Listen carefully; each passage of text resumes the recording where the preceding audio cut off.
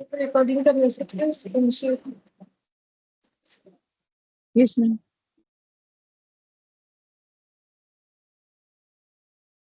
तो देखा हम लोग कॉम्बिनेशन तो कंप्लीट हो गया था, तो हम लोग नया टॉपिक स्टार्ट करेंगे, that is set relation and function. ठीक है, तो सबसे पहले सेट पढ़ेंगे, उसके बाद रिलेशन और फंक्शन। तो थोड़ा लंबा चलेगा ये टॉपिक, ठीक है। तो सबसे पहले आज हम लोग पढ़ेंगे set.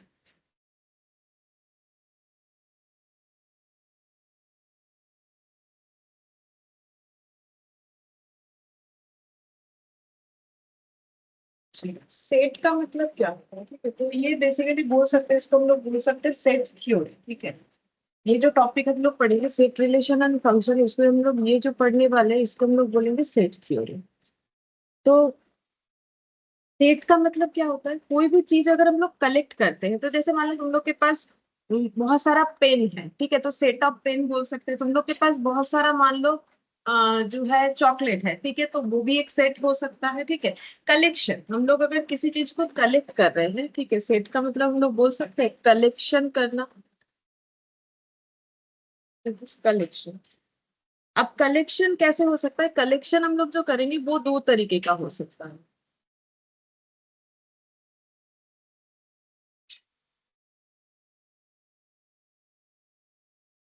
Good morning sir.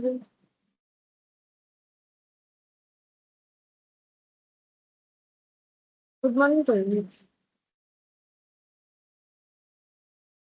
Can see, can't see, ठीक है। देखो, कलेक्शन जो है वो हम लोग देख पाएंगे, ऐसी चीजों का भी कलेक्शन हो सकता है, नहीं देख पाएंगे ऐसी चीजों का भी कलेक्शन हो सकता है। जैसे देख पाने में, जैसे मान लो फ्रूट्स, ठीक है, वेराइटीज ऑफ फ्रूट्स। अगर हम लोगों ने बहुत सारे फ्रूट्स का कलेक्शन किया, ठीक है, वेराइटीज ऑफ वेजिटेबल, ठीक है। या फिर मान लो प्लेइंग नेशंस, ठीक है। जब इंटरनेशनली खेला जाता है तो नेशन वाइज होता है ना, कि इंडिया खेल रहा है, ठीक है, न्यूजीलैंड खेल रहा है, ठीक है, इस तरीके से। तो ये क्या हो गया, इसका कनेक्शन हम लोग बना सकते हैं ना, कि कौन कौन से नेशंस जो है पार्टिसिपेट करे इस गेम के लिए, कितने सारे वेजिटेबल्स हैं, क्या फ्रूट्स है, तो ये सब हम लोग देख सकते हैं आंख से, ठीक है। जो नहीं देख सकते हैं वैसा हो गया हीट, ऑक्सीजन, ठीक है। ये सब चीजों को हम लोग देख नहीं सकते हैं, ठीक है। तो देखो, कलेक्शन यहाँ पर ये तो नॉर्मल बताए, कलेक्शन हमें यहाँ पर कैसे करना है, रिलेटेड वेल डिफाइंड चीजों का करना है, ठीक है, रिलेटेड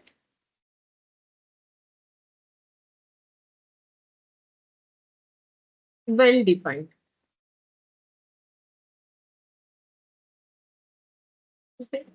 अच्छा, रिलेटेड और वेल डिफाइंड का मतलब कैसे हो गया, जैसे मान लो मैंने बोला कि बोलो गुड टीचर का डेफिनेशन क्या है, ठीक है, गुड टीचर, ठीक है। गुड टीचर का डेफिनेशन मतलब किसको आप लोग गुड टीचर मानोगे, कि भाई ये गुड टीचर है, ठीक है।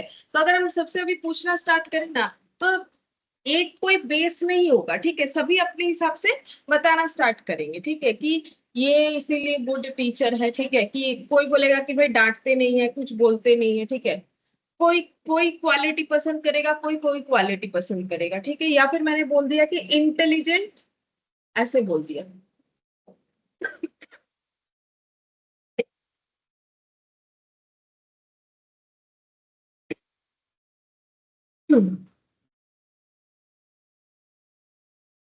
इंटेलिजेंट स्टूडेंट, ठीक है। इंटेलिजेंट स्टूडेंट का मतलब, अब अगर हम बोलेंगे कि बोलो इंटेलिजेंट कौन है,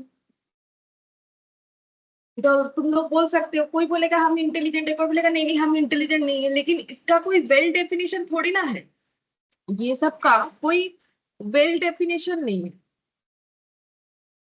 नॉट वेल डिफाइंड। मतलब अब इसका कोई क्राइटेरिया नहीं होता है, गुड टीचर का ना तो कोई क्राइटेरिया होता है, ना तो इंटेलिजेंट स्टूडेंट का कोई क्राइटेरिया होता है। अब किसी को मार्क्स अच्छा मिला तो वो इंटेलिजेंट है, किसी को कम मिला तो वो इंटेलिजेंट नहीं है, ऐसे थोड़ी ना हम लोग डिफाइन कर सकते हैं। मार्क्स कम बेसी मिलने का बहुत सारा रीजन होता है, हो सकता है इंटेलिजेंट है बट पढ़ाई नहीं करता है, ठीक है, तो फिर कहाँ से मार्क्स मिलेगा। तो इसका मतलब हो गया कि जो ये जो मैंने दो चीज बोला ना, ठीक है, ये क्वालिटी जैसा हो गया, ये क्वालिटी है कि इंटेलिजेंस, इंटेलिजेंस एक क्वालिटी है, गुड होना एक क्वालिटी है, तो ये सब वेल डिफाइंड नहीं है। मतलब हम लोग इससे सेट नहीं बना सकते, क्योंकि अगर सेट बनाना है तो ऐसी चीजों का कलेक्शन करना है जो आपस में रिलेटेड होगा और वेल डिफाइंड होगा, ठीक है। तो सेट का मतलब क्या हो गया, वेल डिफाइंड कलेक्शन। सेट का मतलब होता है वेल डिफाइंड कलेक्शन और distinct object.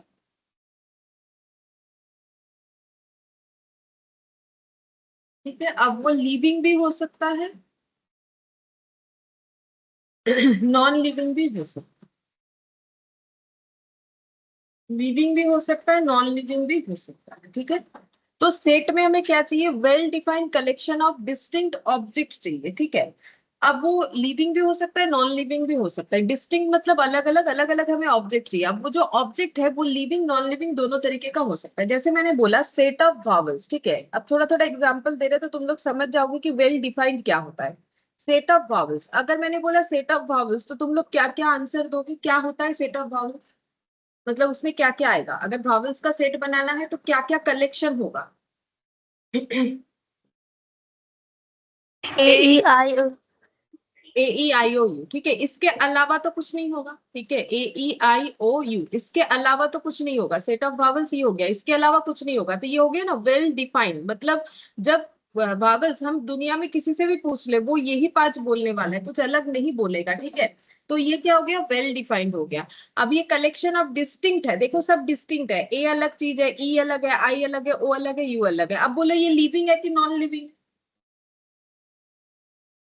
Non living.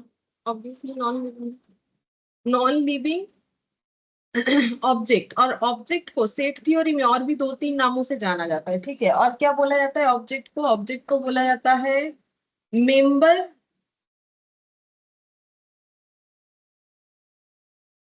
Element, ठीक है। मेंबर भी बोला जाता है, एलिमेंट भी बोला जाता है। तो इसीलिए मैंने बोला कि गुड टीचर इसका कोई वेल डेफिनेशन नहीं है जिसके बेसिस पे हम गुड टीचर का कलेक्शन बना लें, ठीक है। हाँ, अगर हम कुछ क्राइटेरिया फिट कर देते हैं तो चलेगा। जैसे मान लो मैंने ऐसे बोल दिया फॉर एग्जाम्पल कि हम इंटेलिजेंट स्टूडेंट का क्राइटेरिया ऐसे बना रहे जिसको 10 में 0 मिला, ठीक है ना, ऐसे ही मजाक कर रहे एग्जाम्पल, ठीक है। तो अब मैंने मान लो 10 का एग्जाम लिया, ठीक है, और मैंने बोला कि जिसको 0 मिलेगा वही इंटेलिजेंट है, ठीक है। तो अब जिनको 0 मिलेगा उन्हीं का नाम का सेट बना लेंगे, ठीक है। तो ये अगर हम क्राइटेरिया फिट कर लेते हैं तब वो वेल डिफाइंड हो गया, क्योंकि मैंने डेफिनेशन क्या सेट किया कि आउट ऑफ 10 0 मिलना चाहिए, ठीक है। चलो आउट ऑफ 10 10 मिलना चाहिए, ऐसा होना चाहिए था, ठीक है। जो भी हो, हम ये समझाने का कोशिश कर रहे हैं कि वेल डिफाइंड अगर नहीं होगा तो उसका कलेक्शन बनाने से सेट नहीं बनेगा, ठीक है, कलेक्शन बना ही नहीं सकते हैं। तो इसीलिए हमें क्या करना है, वेल डिफाइंड करना पड़ेगा। अगर नहीं है तो ठीक है, तो कोई क्राइटेरिया फिट कर सकते हैं, लेकिन डायरेक्टली इंटेलिजेंसी का कोई मतलब डेफिनेशन नहीं है ना, तो गुड होने का कोई डेफिनेशन है कि कौन क्यों गुड है, ठीक है। अच्छा, अब देखो यहाँ पर सेट को लिखने का कुछ रूल्स होता है। जैसे मैंने सेट ऑफ वावल्स यहाँ पर लिख के दिखा दिया, लेकिन सेट लिखने का कुछ रूल्स होता है। सबसे पहला बात है, सेट को कैसे डिनोट करेंगे, डिनोटेड बाय कैपिटल लेटर, ठीक है। सेट को हमेशा कैपिटल लेटर से डिनोट करना है। कैपिटल लेटर पे क्या ले सकते हो, ए टू जेड कुछ भी ले सकते हो, ठीक है। अब देखो, अगर हम लिख रहे हैं सेट ऑफ वावल्स, ठीक है, तो सेट ऑफ वावल्स को हम कैसे डिनोट करेंगे, कैपिटल ए इक्वल ऐसे लिख सकते हैं। कैपिटल ए इक्वल लिख दिया, ये ऐसे ब्रैकेट देना होता है, ठीक है। ये वाला सेकंड ब्रैकेट बोलते हैं हम उसे, तुम लोग क्या बोलते हो मुझे नहीं पता।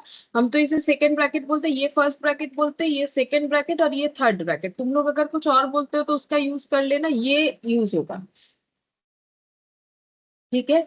ये ऐसे दिखाना पड़ेगा सेट थ्योरी में, ऐसे। और यहाँ पर जो ये जो ब्रैकेट है, इस ब्रैकेट के अंदर ऑब्जेक्ट्स को लिखना पड़ेगा, ठीक है। ब्रैकेट के अंदर ऑब्जेक्ट्स को लिखना पड़ेगा।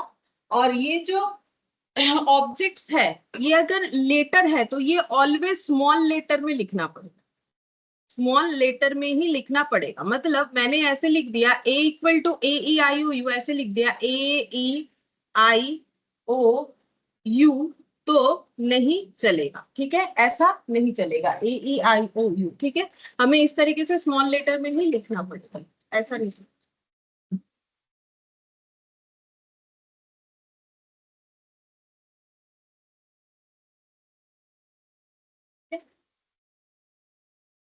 और हम लोग ऐसे भी लिखेंगे, अगर बाई चांस मान लो ऐसे लिख दिया तुम लोगों ने ए ई आई ओ यू, ये भी नहीं चलेगा, ठीक है। अच्छा, अगर मान लो ऐसे लिख दिया, बता ही देते, देखो ऐसे ये भी नहीं चलेगा, ठीक है। क्या होगा, कैपिटल लेटर से डिनोट करना है कि भाई ये सेट ए है, इसका मतलब ये सेट ए है और इसके अंदर ये एलिमेंट्स है या ऑब्जेक्ट्स है या मेंबर है, जो भी बोलो, लेकिन अगर कुछ लेटर है तो वो स्मॉल लेटर में होना चाहिए, ठीक है। ये हो गया। अच्छा, अब कितने तरीके का सेट लिखने का फॉर्म होता है, तो लिखो फॉर्म ऑफ सेट।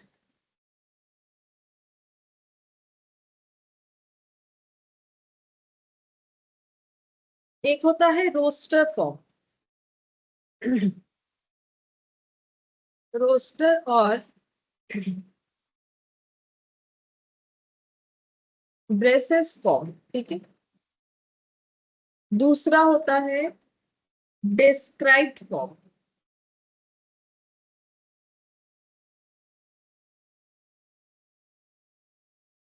उसके बाद होता है set builder algebraic rule method property method. इस मेथड का इतना सारा नाम है, ठीक है। जो सेट बिल्डर मेथड है वही एल्जेब्रिक मेथड है, वही रूल मेथड है, वही प्रॉपर्टी मेथड है, ठीक है।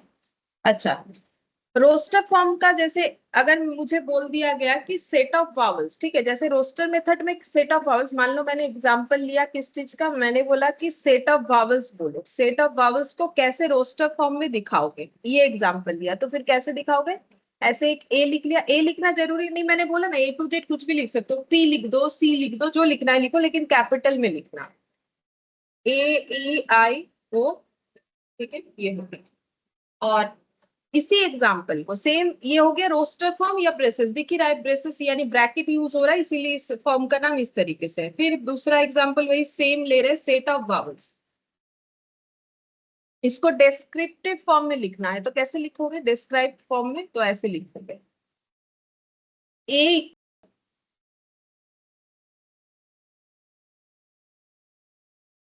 ए इक्वल सेट ऑफ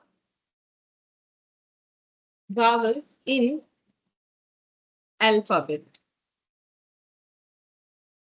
ठीक है। तो ए क्या है, ए ऐसा एक सेट है कि इस चीज का सेट ऑफ वावल्स का इन अल्फाबेट, अल्फाबेट्स में जितने सारे वावल्स है उसका सेट है। अगर डिस्क्राइब फॉर्म में बोलेगा तो इस तरीके से लिखना पड़ेगा, ठीक है। और सेट बिल्डर फॉर्म में अगर लिखेंगे तो कैसे होगा, उसका भी हम सेम ही एग्जांपल ले रहे हैं। मान लो बोला है सेट ऑफ वावल्स, लेकिन उसको हमें लिखना है ये वाले फॉर्म में, एल्जेब्रिक या फिर सेट बिल्डर फॉर्म में लिखना है, तो क्या होगा, ए इक्वल, ऐसे एक्स लिखना है, पहले हम समझा देंगे, ये दो ऐसे ऐसे लगाने, इसको बोला जाता है सच दैट, ये जो दो ऐसा पॉइंट लगा है इसको रीड करना है सच दैट बोल के, ठीक है, सच that x is set of vowels, ठीक है। या फिर ऐसे भी लिखते हैं इसको, ये ऐसे लिखते हैं, ठीक है, ये एरो को भी हम लोग सच दैट ही बोलते हैं, ठीक है, ये मतलब ऑब्लिक जैसा है, एरो नहीं ऑब्लिक जैसा है, x is set of vowels, ठीक है। तो सेट बिल्डर या एल्जेब्रिक या रूल मेथड या प्रॉपर्टी, मतलब देखो यहाँ पर प्रॉपर्टी डिस्क्राइब कर रहे हैं, एक्स का कुछ वैल्यूज होगा, ठीक है, कैसा वैल्यूज होगा बोल रहे हैं, सच दैट एक्स ऐसा होगा जो कि सेट ऑफ वावल्स होगा, मतलब एक्स का वैल्यू एक बार ए होगा, एक बार ई होगा, एक बार आई होगा, एक बार ओ होगा, ठीक है। अच्छा, इसका हम दूसरा और एक भी दिखा देते हैं, देखो और एक एग्जाम्पल लेके दिखा देते हैं, ई ऐसे लिख दिया, मान लो एग्जाम्पल दिया हुआ है M equal to M equal to मान लो दिया हुआ है 1 2 3 4 5, ठीक है। अब इसको हमें डिस्क्राइब फॉर्म में लिखने के लिए बोला है, तो हम लोग क्या लिखेंगे, एक सेट ले लिया, इसमें एक से एक वैल्यू होगा, एक ऐसा एक वैल्यू होगा such that X equal to क्या होगा, 2m होगा, ठीक है। समझाते क्यों ऐसा लिखा, बीइंग इंटीजर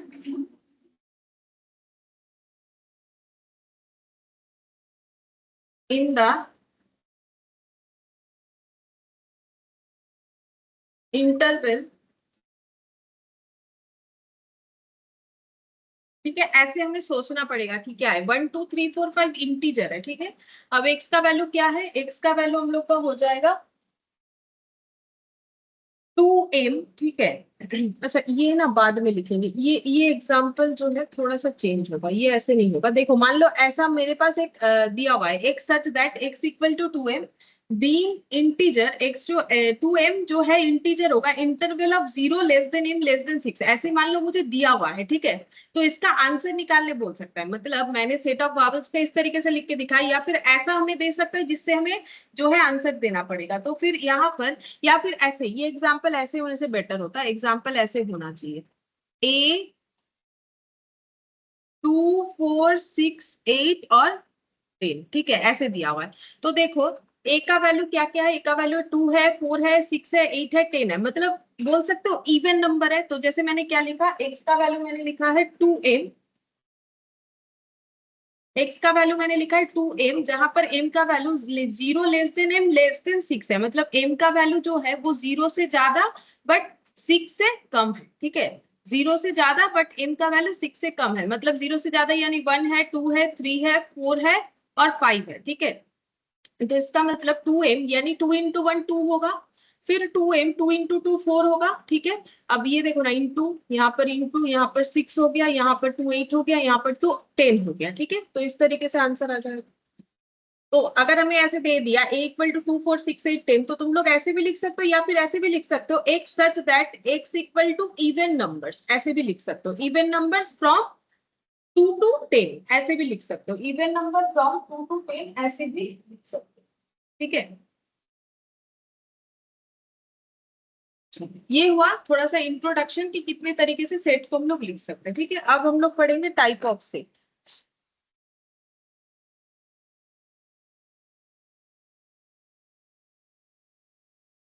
अच्छा 1 मिनट वेट करो, का बात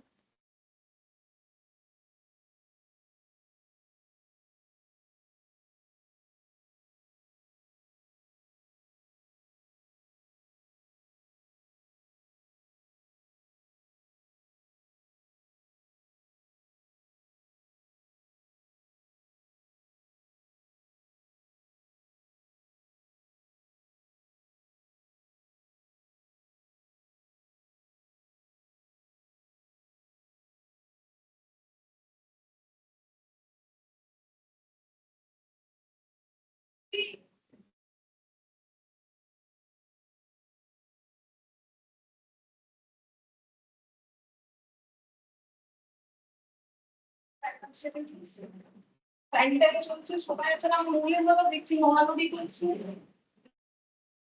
আমি এলে কাজ পেয়েছি।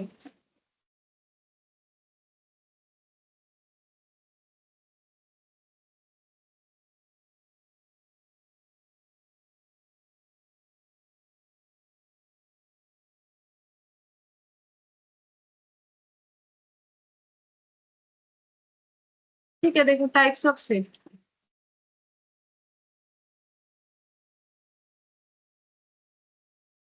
फाइनाइट सेट देखो कितने तरीके का होता है।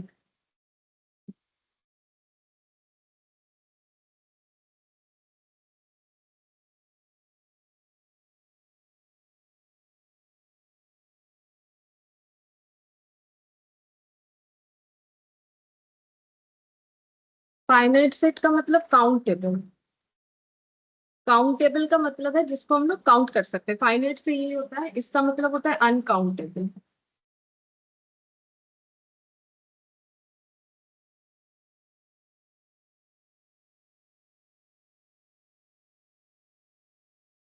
Set of vowels. Example.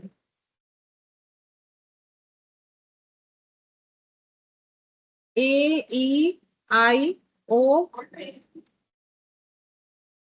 A, E, I, O, U, ठीक है। तो इसका मतलब ये सेट ऑफ वावल्स हो गया, ये काउंटेबल है क्योंकि हम लोग इसे काउंट कर सकते हैं, ठीक है। और यहाँ पर जैसे मान लो मैंने एग्जांपल ले लिया, set of stars in the sky. बोलो क्या ये पॉसिबल है? क्या तुम लोग इससे सेट बना सकते हो? No, ma'am. नहीं, नहीं बना सकते क्योंकि अनकाउंटेबल है। या फिर मैंने बोल दिया सेट ऑफ नेचुरल नंबर, क्या इससे सेट बना सकते? No, ma'am. नहीं बना सकते, ठीक है। तो ये इसीलिए इनफाइनाइट सेट है। तो आई थिंक कि समझ में आ गया होगा कि फाइनाइट इनफाइनाइट, देखो जिसमें हम लोग काउंट कर सकते हैं उसको हम लोग बोलेंगे काउंटेबल, जिसमें नहीं कर सकते उसको हम लोग बोलेंगे अनकाउंटेबल, ठीक है। अच्छा, अब जैसे यहाँ पर हम लोग और एक चीज सीखेंगे कैसे होता है। जैसे हम लोग बोलेंगे ये जो सेट है इसमें हम लोग बोलेंगे ए, ये ऐसा एक साइन देके बोलेंगे ए, ये साइन को बोलते हैं बिलोंग्स टू, ठीक है। ये जो स्मॉल ए है ए में बिलोंग्स कर रहा है, ई बिलोंग्स टू ए, ये जो स्मॉल ई है ई में बिलोंग्स कर रहा है, बिलोंग्स, ठीक है। ई, आई का भी वैसे ही होगा, देखो आई लिख दिया, आई बिलोंग्स टू ए। अच्छा, अब मैंने मान लो बोल दिया ए बिलोंग्स टू ए, लेकिन सॉरी ये वाला ए नहीं, ये एफ बिलोंग्स टू ए, लेकिन क्या ये पॉसिबल है? ये तो पॉसिबल नहीं है क्योंकि यहाँ पर तो एफ नहीं है, तो इसको बोलते हैं नॉट बिलोंग्स टू, ऐसे लिख के काट देते हैं, ठीक है। इसको क्या बोलते हैं? Not belongs. मतलब सीधा बात है, मुझे अगर एक सेट दिया हुआ है उसमें जो भी एलिमेंट्स है उसको बोलेंगे वो एलिमेंट्स उस सेट में बिलोंग कर रहा है। सेट का नाम जो होगा, ए है तो ए से दिखा रहे हैं, बी है तो बी से दिखाओगे, सी होगा तो सी से दिखाओगे। और ये जो एफ लिखा है एफ इसमें है नहीं, तो एफ नॉट बिलोंग्स टू ए हो जाएगा, ठीक है। अच्छा, अब इसके बाद सबसेट और superset.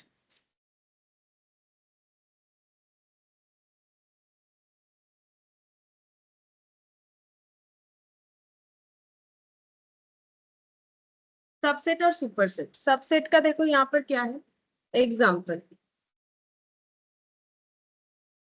A comma B, Q, A B और सी, ठीक है। अच्छा, अब देखो ए बी और सी, सबसेट और सुपरसेट, ठीक है। अच्छा, अब देखो अगर इसको हम थोड़ा सा ड्रॉ करके समझाएंगे, ठीक है। सेट में ड्रॉ करने का अपना रूल्स होता है, कैसे ड्रॉ करते हैं। अगर सेट में दो तरीके का चीज यूज होता है, एक होता है सर्कल, एक होता है रेक्टेंगल, ठीक है। ड्रॉ करने के लिए सर्कल और रेक्टेंगल। सर्कल ये रहा, पता है तुम लोग को, रेक्टेंगल ऐसा होता है, ठीक है। ये स्क्वायर जैसा होता है, ये ऐसे हो जाएगा, ठीक है। अच्छा, अब देखो कहां पर क्या यूज करते हैं, सेट को डिनोट करने के लिए सेट को सर्कल से डिनोट करते हैं, ठीक है। और यूनिवर्सल सेट को रेक्टेंगल से।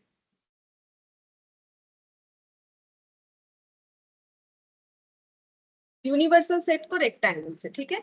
अच्छा, अब देखो ये दो सेट है, तो मतलब यूनिवर्स में दो सेट है। जब भी मुझे जो भी सेट देगा तो मुझे ये मान के चलना है पूरे यूनिवर्स में उतना ही सेट है, ठीक है। तो पूरे यूनिवर्स में कितना सेट है? दो सेट है।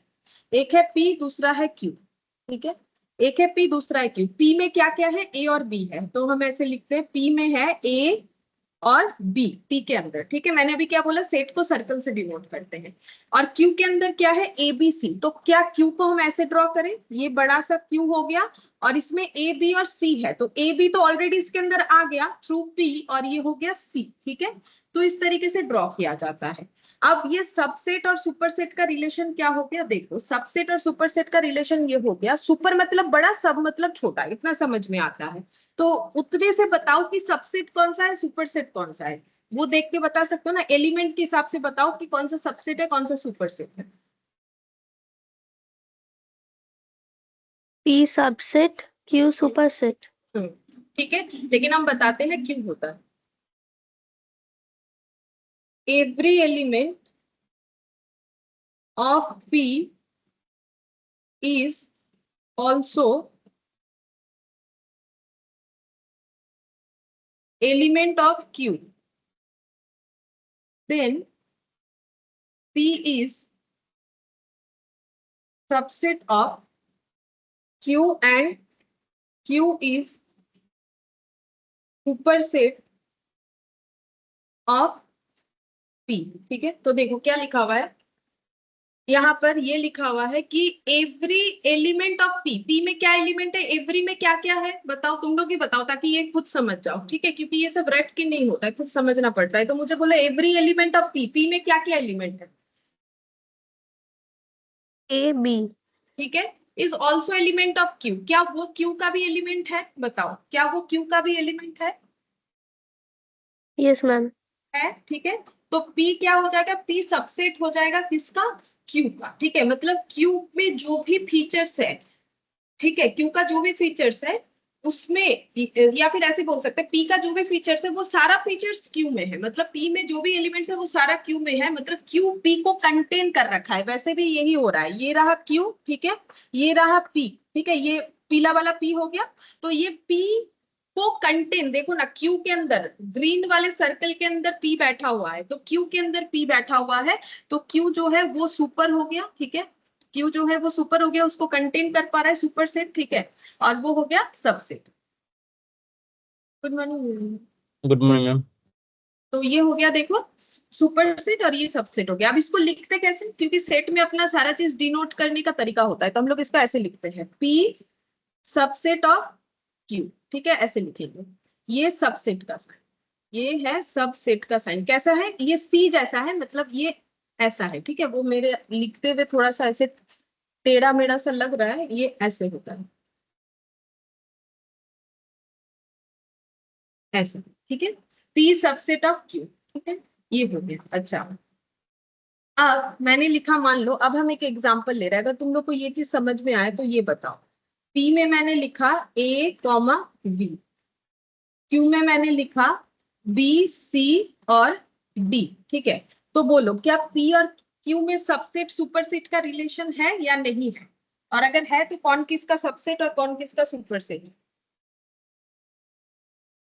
No, ma'am. नहीं, क्यों नहीं है बोलो, A सही। B P এতে A আর B আছে, এখানে Q এ শুধু B আছে, হ্যাঁ A টা নেই। হ্যাঁ, যদি এটা থাকতো তাহলে হতো, सही बात है।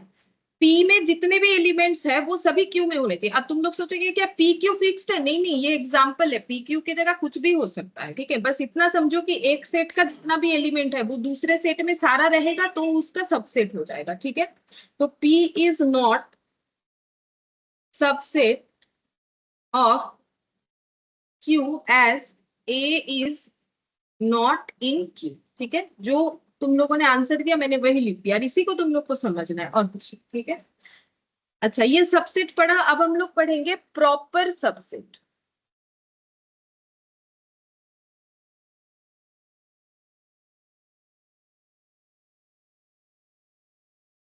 प्रॉपर सबसेट में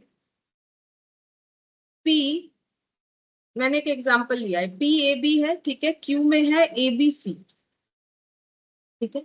तो यहां पर ये हम लोगों ने अभी अभी पढ़ा, P is subset of Q and Q is super set of P, as well as P is proper subset भी है, क्यों है उसका रूल्स बोल रहा है, proper subset of Q and Q is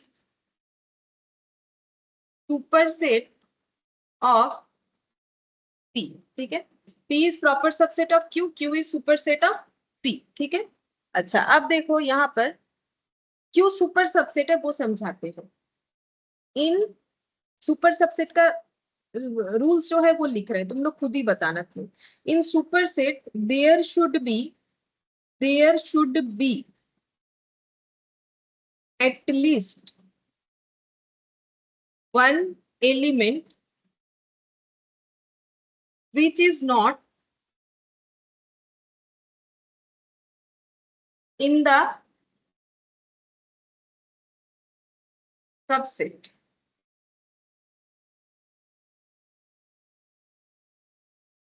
मतलब इन सुपरसेट, यहाँ सुपरसेट कौन है, क्यू है, सुपरसेट में कम से कम एक एलिमेंट ऐसा होना चाहिए जो कि हमारे सबसेट में नहीं है, तो प्रॉपर सबसेट होता है। तो मुझे बोलो तो यहाँ पर वो कौन सा एलिमेंट है जो सुपरसेट में है बट सबसेट में नहीं है। C. पी, ठीक है। तो क्या होना चाहिए, एटलीस्ट बोला है, मतलब कम से कम एक होना चाहिए, एक से ज्यादा हुआ तो भी अच्छा, जैसे मान लो सी के बाद डी भी होता सपोज, या फिर एफ होता, आई होता, जो भी होता, तो ये दोनों में रिलेशन सबसेट का तो है ही, साथ ही साथ प्रॉपर सबसेट का है। तो प्रॉपर सबसेट होने का रूल्स क्या है, दो सेट में प्रॉपर सबसेट होने का रूल्स ये, पहले तो सबसेट होना पड़ेगा, और सुपरसेट में कम से कम एक ऐसा एलिमेंट होना चाहिए जो कहां पर नहीं है, जो उसके सबसेट में नहीं है, ठीक है। अच्छा, नेक्स्ट देखो यहां पर और एक एग्जांपल लेते हैं, P A comma B, Q A comma B, ठीक है। अच्छा, अब बोलो तो इनमें क्या रिलेशन है, मतलब सबसेट है कि नहीं है। Yes ma'am, subset.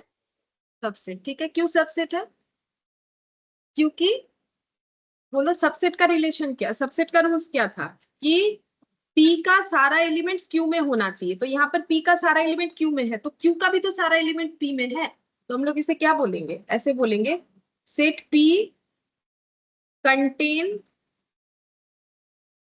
All element of set Q, तो Q is subset of P, Q is subset of P, as well as ये भी होगा, set Q contains all element of set P, P is subset of Q, तो इसको हम लोग कैसे लिखेंगे, P is subset of Q, ठीक है। ये यहाँ पर डिनोट करने का तरीका, P सबसेट, सबसेट का मैंने वो C वाला साइन लगाया, ये सबसेट लिखा है, Q सबसेट ऑफ P, ठीक है। ऐसे होता है, मेरा थोड़ा लिखने में हैंडराइटिंग में इतना अच्छा नहीं, एक्सीलेंट, ऐसे लिख पाते हैं, P subset of Q,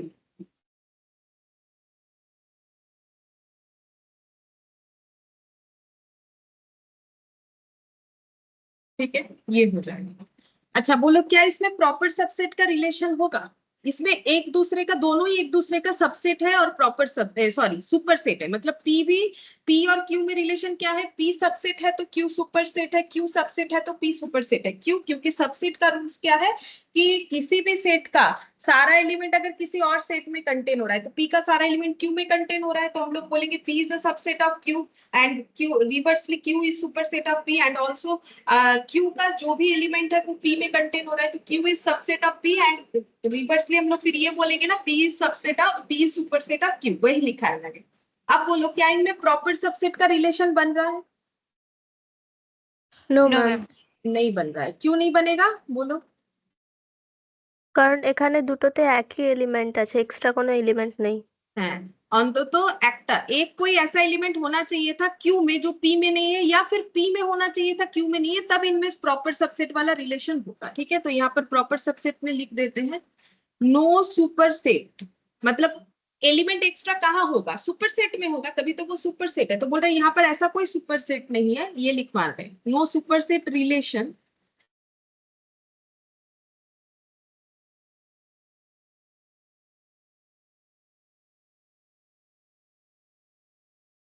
as, कोई सुपर सेट रिलेशन नहीं, ठीक है, एज, क्योंकि नॉट एनी सुपरसेट P और Q contain any single element which is not in its subset। तो मैंने क्या लिखा है, इसमें कोई सुपरसेट रिलेशन नहीं, क्यों नहीं है, क्योंकि कोई भी सुपरसेट यानी पी और क्यू, क्योंकि दोनों ही एक दूसरे का सुपरसेट भी है सबसेट भी है, contain any single element which is not in it subset, ऐसा एक सिंगल एलिमेंट इनके पास नहीं है जो इनके सबसेट में नहीं है, ठीक है, मतलब प्रॉपर सबसेट का रिलेशन नहीं बनेगा, जो तुम लोगों ने बोला, ठीक है। अच्छा, अब अगर मैंने ऐसे एक एग्जाम्पल लिया,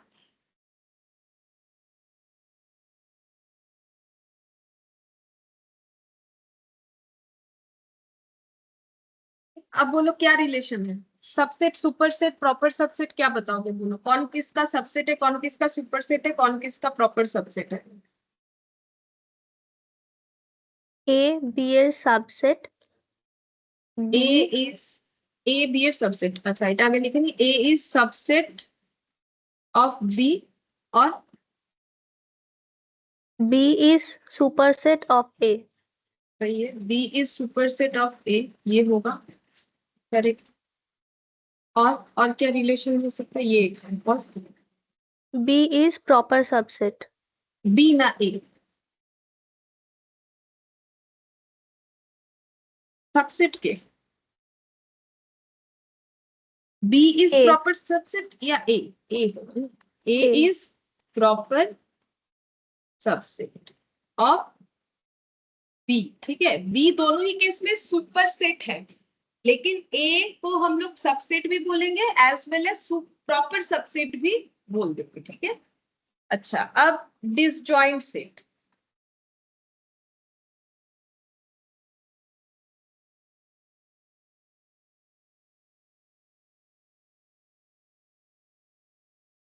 डिसजॉइंट सेट जैसे मान लो ए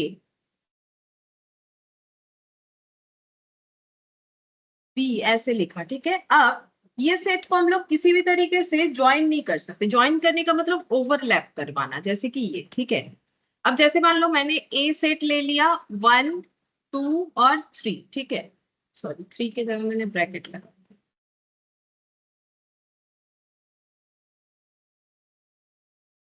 बी के जगह मैंने लिख लिया 3 और 4, ठीक है। अब इसको अगर ड्रॉ करेंगे तो ये देखो ड्रॉ कैसे देखने में लगेगा, ये हो गया ए, इसमें है 1 2 3, तो 1 यहाँ लिखेंगे, 2 और 3, 1 वहां लिखने का रीजन बताते हैं। अच्छा वहां नहीं लिख के, सॉरी मैंने 1 लिख दिया ना, अच्छा ठीक है, ये ऐसे लिखेंगे, 3 दोनों में कॉमन है तो 3 को थोड़ा इधर लिखेंगे ताकि ड्रॉ करने में आसानी हो, और बी में है 3 और 4, ठीक है, तो ये मैंने बी बना ली ऐसे ओवरलैप करके, ठीक है। बी में क्या है 3 और 4 है, तो ये 3 और ये रहा 4, ठीक है, तो ये ओवरलैप हो गया, मतलब ज्वाइंट हो पा रहा है ये सेट। लेकिन यहाँ पर ए में है 1 2 और बी में है, ये ए और बी में है 3 4, क्या ये ज्वाइंट हो सकता है कभी भी? No ma'am. कॉमन एलिमेंट चाहिए ना, ज्वाइंट क्यों नहीं हो सक रहा है, क्योंकि कोई कॉमन एलिमेंट नहीं, नो कॉमन एलिमेंट, ठीक है, कोई कॉमन एलिमेंट नहीं है, इसे हम लोग बोलेंगे डिसजॉइंट सेट। डिसजॉइंट सेट मतलब दो सेट में अगर कोई कॉमन एलिमेंट नहीं होता है उसे हम लोग बोलते हैं डिसजॉइंट सेट, जिसे ज्वाइन नहीं कर सकते हैं, और ज्वाइन कैसे करना है वो मैंने बताया, कॉमन एलिमेंट होगा तो ही ज्वाइन होना पॉसिबल। अब लिखेंगे एम्प्टी सेट, नल सेट और वॉइड सेट।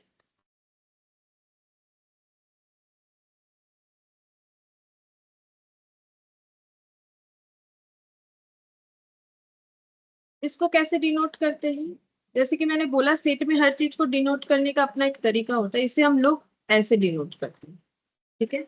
इसको फाई बोलते हैं, फाई, ये साइन को बोलते हैं फाई, ये कैपिटल फाई होता है, ठीक है।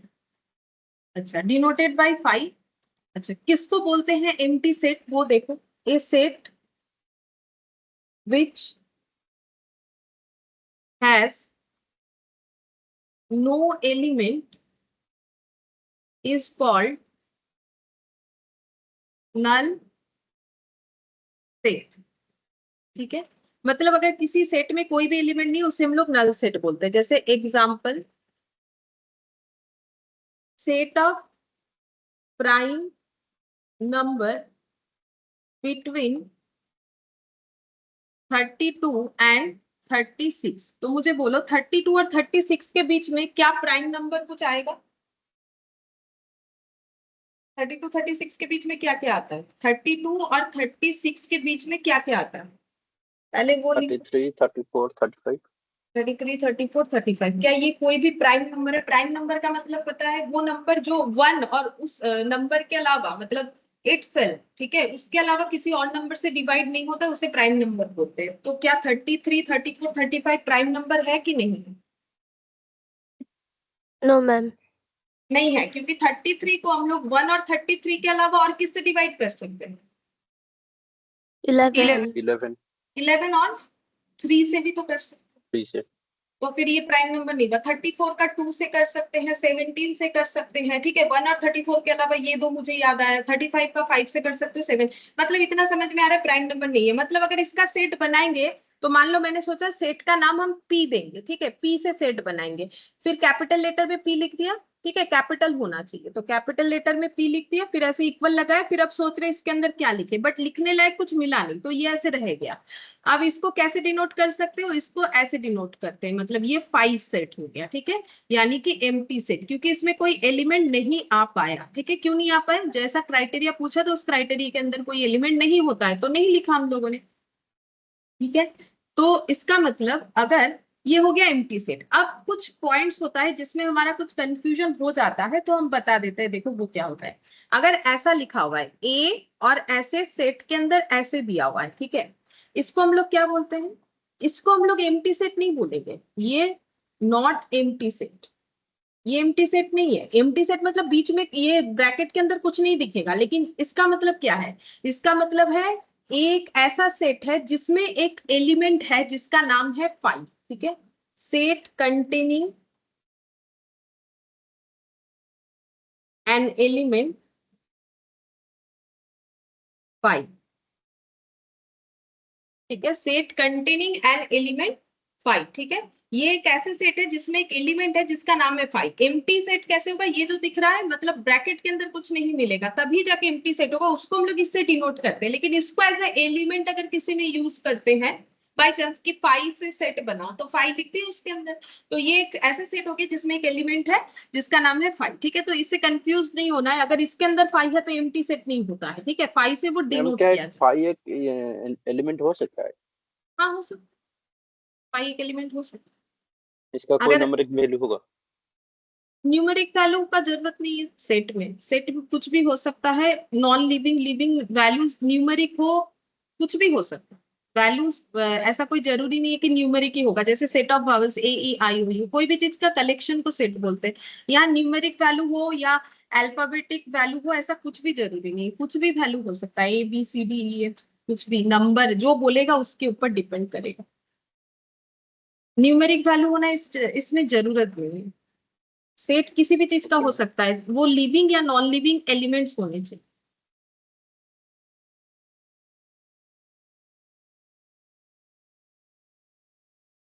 अच्छा, ये तीनों का मतलब देखते हैं।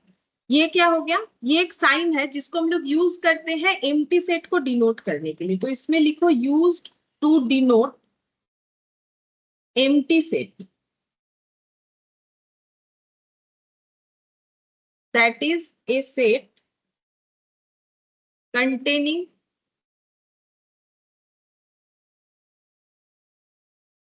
No element.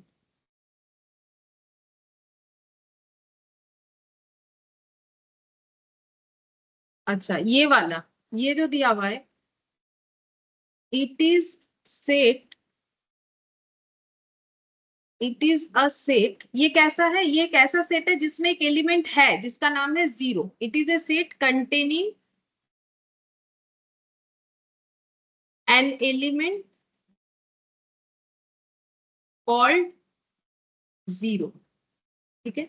अब ये 0 देख के बहुत से लोग को लगता है ये एम्प्टी सेट है, नहीं नहीं, ऐसा नहीं होता है। एम्प्टी सेट का मतलब है जिसमें जो भी हमें डेफिनेशन दिया था, वेल डिफाइंड डेफिनेशन, उससे हम लोग कुछ फिलअप ही नहीं कर पाए, यहाँ कुछ एलिमेंट ला ही नहीं पाए। अगर ब्रैकेट के अंदर कुछ एलिमेंट है तो वो सेट कभी एम्प्टी सेट नहीं है, वो सेट उस एलिमेंट को कंटेन करने वाला एक सेट है। और 0 क्या है? 0 एक न्यूमेरिकल वैल्यू है, बोल सकते हैं, एक नंबर है, बेसिकली बोल सकते हैं। नॉट सेट, ये कोई सेट वेट नहीं है, ओनली ए नंबर, एक नंबर है कॉल्ड 0, जिसको हम लोग 0 बोल के बोल सकते हैं, ठीक है। मतलब 0 ही है, बोल क्या सकते हैं, 0 ही। अच्छा, फिर एग्जांपल नेक्स्ट लेते हैं। 1 2 3, ठीक है, मैंने ऐसे लिखा फाइंड द सबसेट, ठीक है। इससे हमें सबसेट बनाना है, ठीक है। तो क्या क्या सबसेट बन सकता है? तो देखो हम बता रहे हैं, P मैंने एक सबसेट का नाम दे दिया, मैंने लिखा 1, तो बोलो क्या ये P A का सबसेट होगा कि नहीं होगा? तुम लोग सिर्फ ये यस बता मैम। दो होगा, ठीक है। क्योंकि सबसेट का मैंने रूल्स बता दिया, अगर कोई सेट में जो एलिमेंट है वो अगर उसके सुपर सेट में मतलब देखो P में कम वैल्यू है, A में ज्यादा है, तो P का चांसेस है सबसेट होने का, A का चांसेस है सुपर सेट होने का। अब P का सारा एलिमेंट A में है, बिल्कुल है, 1 है, 1 A में कंटेन कर रहा है, तो ये इसका क्या हो गया, सबसेट हो गया। अब Q के केस में हम देख रहे हैं, यहाँ पर हो गया 2, ठीक है, मैंने Q2 दे दिया, बोलो 2 इज सबसेट A होगा कि नहीं होगा? Yes, ma'am. Yes ma'am. ठीक है, अब मैंने लिखा 3, बोलो 3 मतलब R जो है वो सबसेट होगा A का कि नहीं होगा? Yes. होगा। अच्छा, अब हम लिखेंगे एस में मैंने लिख दिया मान लो ऐसे 1, 2, बोलो क्या एस A का सबसेट होगा कि नहीं होगा? No, ma'am. होगा। T इसमें लिख दिया मैंने 2, 3, बोलो क्या T A का सबसेट होगा कि नहीं होगा? Okay. Yes ma'am. U में लिख दिया मैंने 1, 3, ठीक है, बोलो क्या U A का सबसेट होगा कि नहीं होगा? होगा। B 1, 2, 3, बोलो क्या A और B सबसेट है कि नहीं है?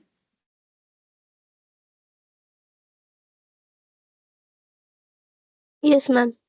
सबसेट है, ठीक है, सुपर सेट भी है बट सबसेट भी है, ठीक है। अच्छा, और एक लिखेंगे, इसको समझो, ये W लिख दिया। अच्छा, ये नाम मैंने अपने हिसाब से दिया है सीक्वेंस में, P से स्टार्ट किया, PQRST। तुम लोग P नहीं देना चाहो कुछ और दे देना, Z दे दो, Y दे दो, X दे दो, ठीक है। अल्फाबेट्स का A से Z कुछ भी दिया जा सकता। W मैंने ऐसे खाली रखा, ये हो गया खाली सेट। तो एक चीज याद रखो, कोई भी खाली सेट किसी सेट का सबसेट हो जाता है। क्यों? क्योंकि 3 के बाद सोचो ये स्पेस क्या है, खाली है, एम्प्टी है, ठीक है। तो इसका मतलब ये एम्प्टी, यहाँ पर भी खाली, 3 के बाद भी खाली, मतलब W का जो खालीपन है, मतलब W में जो एम्प्टीनेस है वो A में भी लाई कर रहा है 3 के बाद, ठीक है। तो इसीलिए यहाँ पर ऐसा, मतलब ये याद रखने का तरीका है। बाकी मैथ्स का रूल्स हमें ये बताता है कि एनी एम्प्टी सेट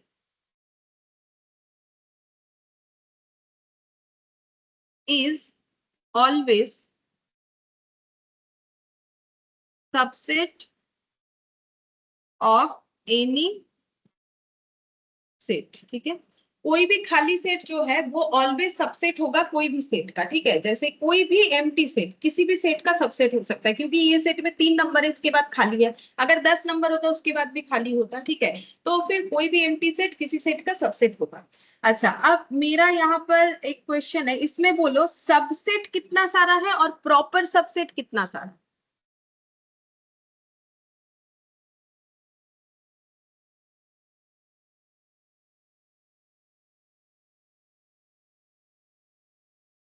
बोलो सबसेट इसमें से कितना सारा है और प्रॉपर सबसेट कितना सारा? पी क्या है, सबसेट की प्रॉपर सबसेट? सबसेट। सबसेट गलत हो जा रहा है। प्रॉपर सबसेट का रूल्स क्या था, दिखा देते हैं। प्रॉपर सबसेट का रूल्स था कि कम से कम एक ऐसा एलिमेंट होगा जो सुपर सेट में नहीं है, ठीक है। तो बोलो अब बताओ पी क्या है, सबसेट है कि प्रॉपर सबसेट?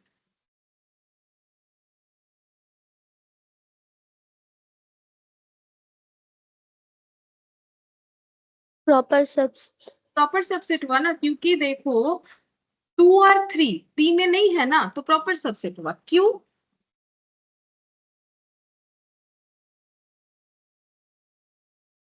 बोलो क्यों क्या होगा? प्रॉपर सबसेट का डेफिनेशन देख लो, अगर देखोगे तो ये तो फटाफट देखो क्या बोला है। बोल रहा है कि सुपर सेट में क्या होना चाहिए, एक ये देखो, in superset there should be at least one element which is not in subset, ठीक है। तो सबसे ये देखो, सुपर सेट में एक ऐसा एलिमेंट होना चाहिए जो उसके सबसेट में नहीं है। यहाँ तो 2 एलिमेंट है, पी के केस में भी क्यू के केस में भी, तो प्रॉपर सबसेट हुआ। आर क्या होगा? Proper subset. Proper subset. S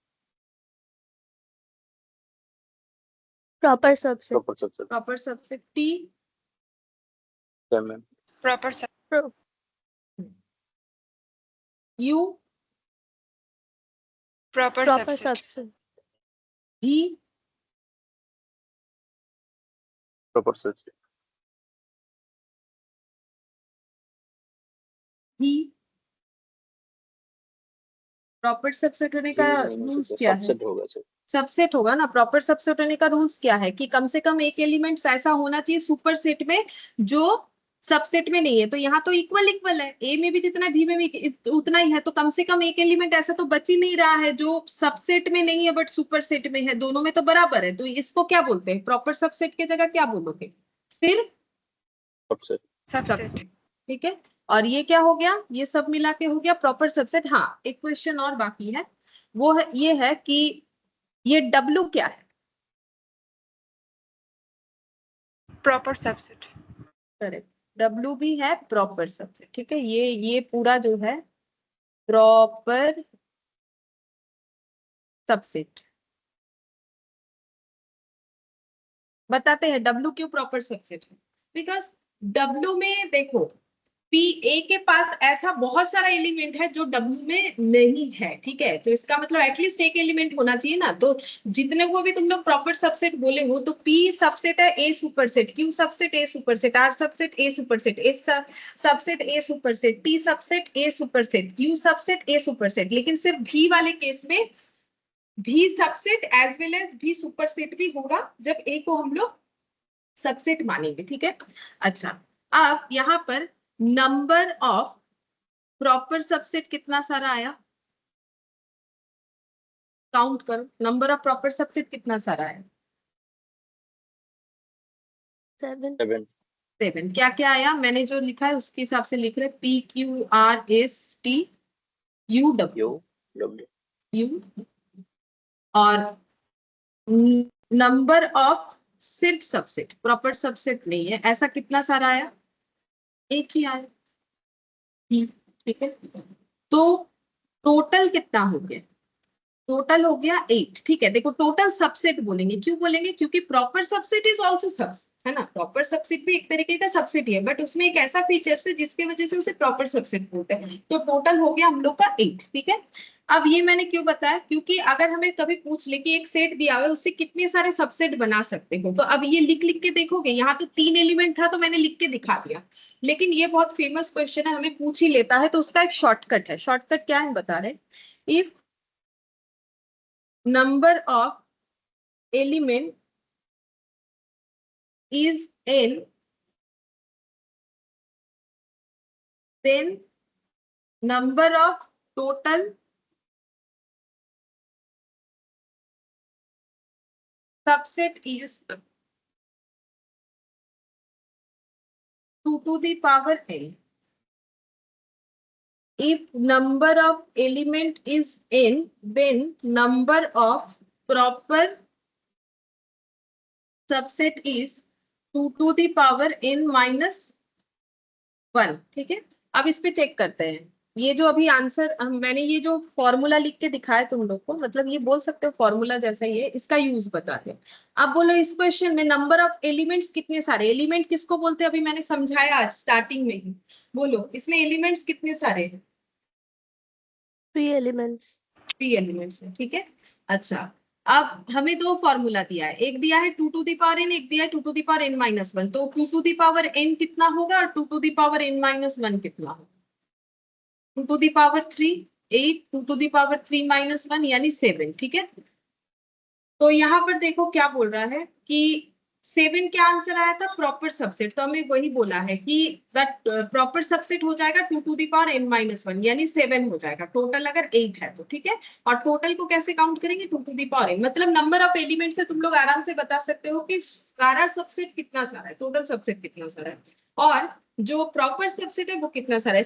जो ओनली सबसेट है वो एक ही आएगा। अगर 3 एलिमेंट है तो 3 वाला एक ही ना बनेगा। मेरे कहने का मतलब है ये जो भी वाला ऑप्शन आया ये एक ही बार आएगा, चाहे ए का वैल्यू अगर 1 2 3 4 भी कर देते तो वैसा तो एक ही बार होगा। इसका मतलब ऐसा सेट जब हम लोग बनाएंगे, सबसेट फाइंड आउट करेंगे सेट से, तो प्रॉपर सबसेट जो है वो काफी सारा हो सकता है, लेकिन सबसेट जो है वो एक ही बनेगा। सबसेट ऑलवेज एक ही बनेगा, ठीक है। और बाकी क्या बनेगा? Proper subset. फिर भी देखो ये याद रखना है कि if number of element is n, किसमें, सेट में अगर नंबर ऑफ एलिमेंट n है तो नंबर ऑफ टोटल सबसेट होता है 2 to the power n, that is 8, और नंबर ऑफ प्रॉपर सबसेट होता है 2 to the power n minus 1, that is यहाँ पर 7। ठीक है, मतलब एक ही हम लोग का सबसेट होता है ना, तो बाकी सब प्रॉपर सबसेट होगा। ठीक है, तो ये हम लोगों ने सीखा। अच्छा चलो, और क्या देखने वाला है, देखते हैं। अब लिखेंगे singleton set. Singleton set, singleton set का मतलब होता है जिस सेट में एक ही element, set containing one element. जैसे मैंने लिख दिया ए, यहाँ पर लिख दिया 10। ठीक है, तो ये कैसा सेट है, ये सिंगल टोन सेट है। या फिर मैंने ऐसे लिख दिया बी और यहाँ पर लिख दिया आर। ठीक है, तो ये भी क्या हो गया, सिंगल टोन सेट है। क्यों, क्योंकि इसमें एक ही एलिमेंट हो रहा है। अगर किसी सेट में एक एलिमेंट है तो उसको इस नाम से जाना जाता है, बस, और कुछ नहीं, आसान है। ठीक है, अब पढ़ेंगे इक्वल सेट। इक्वल सेट, ठीक है, तो इक्वल सेट क्या हो जाएगा, जैसे मान लो ए में है 1,2, ठीक है, और बी में भी है 1,2। ठीक है, तो इन दोनों सेट को हम लोग बोलेंगे इक्वल सेट। ठीक है, क्यों इक्वल सेट बोलेंगे, ए और बी इक्वल सेट है, A and B equal set. Equal set, equal होने का क्राइटेरिया बताते हैं। जितने भी एलिमेंट किसी एक सेट में है, दूसरे सेट में भी वो सारा एलिमेंट है, मतलब ऑल एलिमेंट, इस एग्जांपल के according all elements in A is also the element of B. All elements in A is also the element of B. A का जितना भी एलिमेंट है वो सारा का सारा B का एलिमेंट है। एंड रिवर्सली ये भी होना चाहिए, reversely all elements in B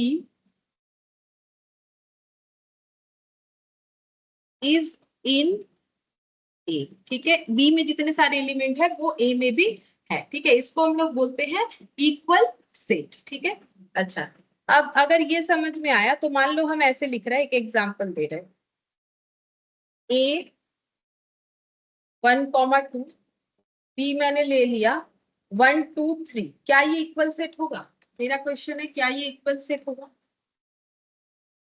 no ma'am. सही आंसर है, क्यों बोलो? কারণ বি তে 3 এলিমেন্টটা এক্সট্রা আছে। क्योंकि ऑल होना चाहिए, सारे एलिमेंट्स इसमें होने चाहिए, या फिर इसका सारा एलिमेंट, रिवर्सली दोनों ही सेटिस्फाइड होना चाहिए। ठीक है, तो इसमें इनका क्या रिलेशन है, ये तो इक्वल सेट तो नहीं हुआ, लेकिन ये कुछ तो बन रहा है। क्या बन रहा है, मतलब सेट में इतना सारा चीज पड़े तो ये ए और बी में फिर क्या रिलेशन बोल सकते हैं, ऐसे ही पूछता है।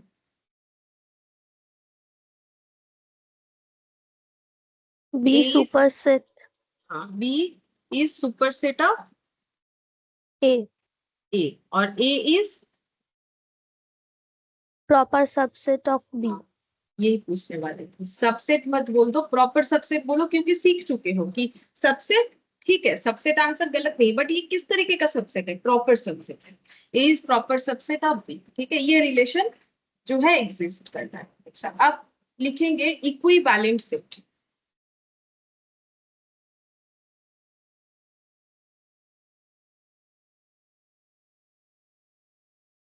अब लिखेंगे equivalent.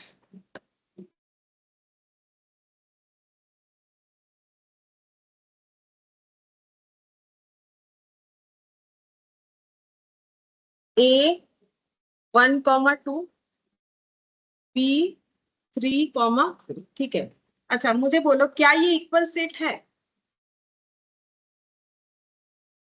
No ma'am. No, ma'am. नहीं, क्यों नहीं है, क्योंकि एलिमेंट जो है वो इक्वल नहीं है। क्यों नहीं है, as elements are not equal. ठीक है, इसीलिए इक्वल सेट। अब इक्विवेलेंट सेट सीखने के लिए बोलो, number of elements in A में कितने सारे एलिमेंट है? 2. 2 इसको सेट में ऐसे लिखा जाता है, हम पहले से लिखते हैं, number of element in set A to number of element in set B, बोलो कितना होगा? 3 सॉरी मैम 2 हाँ 2, ठीक है 2। अच्छा, इसको कैसे डिनोट करते हैं सेट में? इसको ऐसे डिनोट करते हैं, स्मॉल वाला n और a, ठीक है, n ऑफ a, इसे रीड किया जाता है n ऑफ a। a क्यों लिखा? बिकॉज ऑफ द नेम, ठीक है। अच्छा, तो फिर इसको कैसे लिखोगे बोलो? n of b, n of b, ये भी कितना है 2, ठीक है। तो ये जो नंबर लिखे ना, इसका और एक नाम होता है, इसको हम लोग बोलते हैं कार्डिनल नंबर, ठीक है। इसको हम लोग क्या बोलते हैं? Cardinal number. अगर दो सेट का कार्डिनल नंबर बराबर है, मतलब यहाँ पर क्या हुआ, एन ऑफ ए और एन ऑफ बी है, N of A equal N of B है ना, क्योंकि यहाँ भी दो एलिमेंट, यहाँ भी दो एलिमेंट। अगर ऐसा होता है तो इसको हम लोग बोलेंगे it is equivalent, it is equivalent, ठीक है। तो इक्विवेलेंट और इक्वल लेकिन अलग चीज है। इक्वल का मतलब है एलिमेंट्स बराबर, मतलब एलिमेंट सेम होना चाहिए, इसमें भी जो जो एलिमेंट है इसमें भी वही वही एलिमेंट होना चाहिए। बट यहाँ पर क्या है, यहाँ पर नंबर ऑफ एलिमेंट्स बराबर होने चाहिए, ठीक है। अच्छा चलो, अब और एक एग्जांपल लेते हैं। जैसे मान लो मैंने ये ऐसा लिखा, a इक्वल टू 1 2 3, ठीक है, और b इक्वल टू लिख दिया 4 5 और 3, ठीक है। तो मुझे एक चीज बताओ, ये इक्वल इक्विवेलेंट दोनों में से क्या है? इक्विवेलेंट। इक्विवेलेंट। इक्वल होगा कि नहीं होगा? इक्वल नो No, मैम, नहीं, ठीक है, क्योंकि बराबर नहीं है। यहाँ है 1 2 3, इधर है 4 5 3, 3 दोनों में है तो क्या होगा, तीनों एलिमेंट दोनों में बराबर होने चाहिए थे, लेकिन इक्विवेलेंट होगा, इक्विवेलेंट होगा। क्यों इक्विवेलेंट होगा? क्योंकि एन ऑफ ए और एन ऑफ बी बराबर है, हाँ है। एन ऑफ ए में भी 3 एलिमेंट्स है, एन ऑफ बी में भी 3 एलिमेंट्स है, ठीक है। एन ऑफ ए का आंसर भी 3, एन ऑफ बी का आंसर भी 3। तो इससे हम लोग क्या कंक्लूजन ला सकते हैं? इससे हम लोग ये कंक्लूजन ला सकते हैं, यहाँ पर पहले ये लिख लेते हैं, it is equivalent, it is equivalent as number of elements are equal but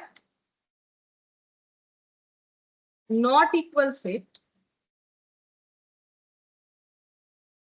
as elements are not equal, ठीक है। ये बात समझ में आया? एलिमेंट्स इक्वल नहीं है, इधर 1 2 3, इधर 1 2 3 होता तो इक्वल सेट होता, but number of elements equal है। इससे हम लोग ये कंक्लूजन ला सकते हैं कि every equal set are equivalent set, but every equivalent set are not always equal, ठीक है।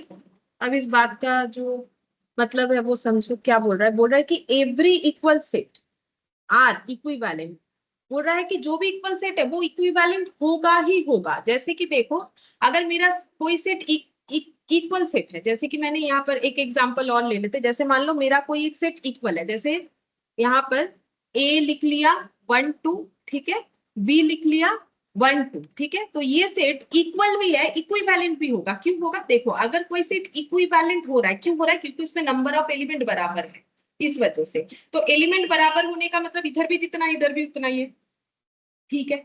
तो नंबर ऑफ एलिमेंट बराबर हुआ तो वो हो जाता है इक्विवेलेंट, बट वो जरूरी नहीं है कि इक्वल हो, जैसे कि ये वाला एग्जांपल। लेकिन अगर कोई सेट इक्वल हो रहा है तो वो गारंटी इक्विवेलेंट होगा। क्यों? क्योंकि ये इक्वल है। अब इसमें एन ऑफ ए देख लो और एन ऑफ बी देख लो, 2 2, ठीक है। क्योंकि अगर कोई इक्वल है, इक्वल तो इसीलिए है ना क्योंकि इसमें सेम एलिमेंट है, तो सेम एलिमेंट तो काउंटिंग में भी सेम एलिमेंट होगा। मतलब ऐसा थोड़ी होगा कि यहाँ 1 2 है और बी में 1 2 3 है, ठीक है, तो क्या ये इक्वल सेट होगा? नहीं। तो अगर नंबर ऑफ एलिमेंट बराबर होगा तभी जाके इक्विवेलेंट होगा, और अगर इक्वल है तो वो इक्विवेलेंट होगा ही होगा। क्यों? क्योंकि इक्वल हो रहा है इसीलिए क्योंकि वहां पर सेम टाइप ऑफ एलिमेंट्स है, तो सेम क्वांटिटी में भी है, और सेम क्वांटिटी तो इक्विवेलेंट को डिनोट कर रहा है, इसीलिए लिखा हुआ है कि अगर कोई सेट इक्वल है तो वो इक्विवेलेंट होगा ही। लेकिन अगर कोई इक्विवेलेंट है, जैसे ये वाला एग्जांपल, तो जरूरी नहीं है कि वो इक्वल है, ठीक है, ये देखो उसका प्रूफ, जरूरी नहीं है कि वो इक्वल हो,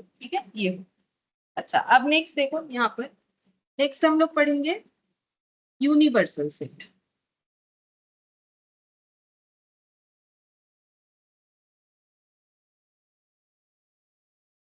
यूनिवर्सल सेट को कैपिटल एस से डिनोट करते हैं, ठीक है, कोई कोई यू से भी डिनोट करता है, ठीक है, यू से भी डिनोट करता है।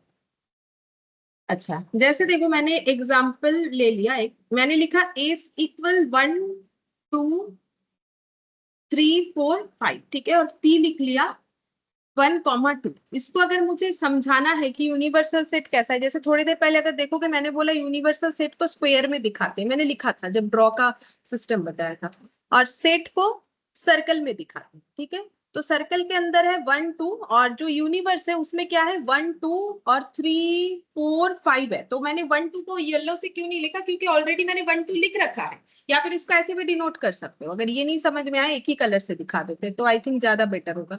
मैंने लिख दिया ऐसे 1 2 3 4 5, ये यूनिवर्स है, यूनिवर्स में ये सब है। अब यूनिवर्स के अंदर पी है क्योंकि 1 2 यहाँ पर है, तो ये थोड़ा सर्कल होना मुश्किल हो जाएगा, 1 को थोड़ा पास कर देते हैं,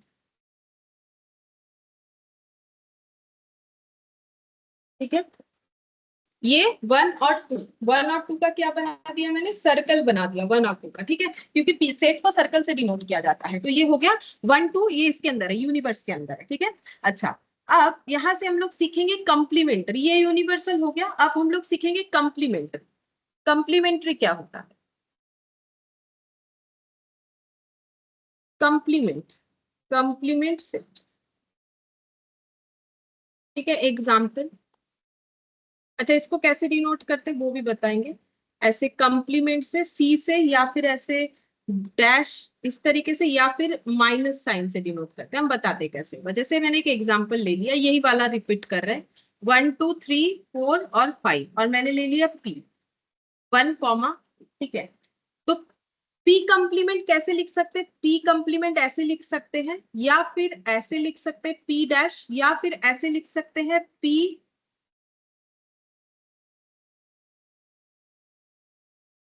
एस माइनस पी, ठीक है, या फिर ऐसे लिख सकते हैं, ऐसा एक साइन होता है, ये सभी कंप्लीमेंट बताता है। इसका मतलब है complement of P.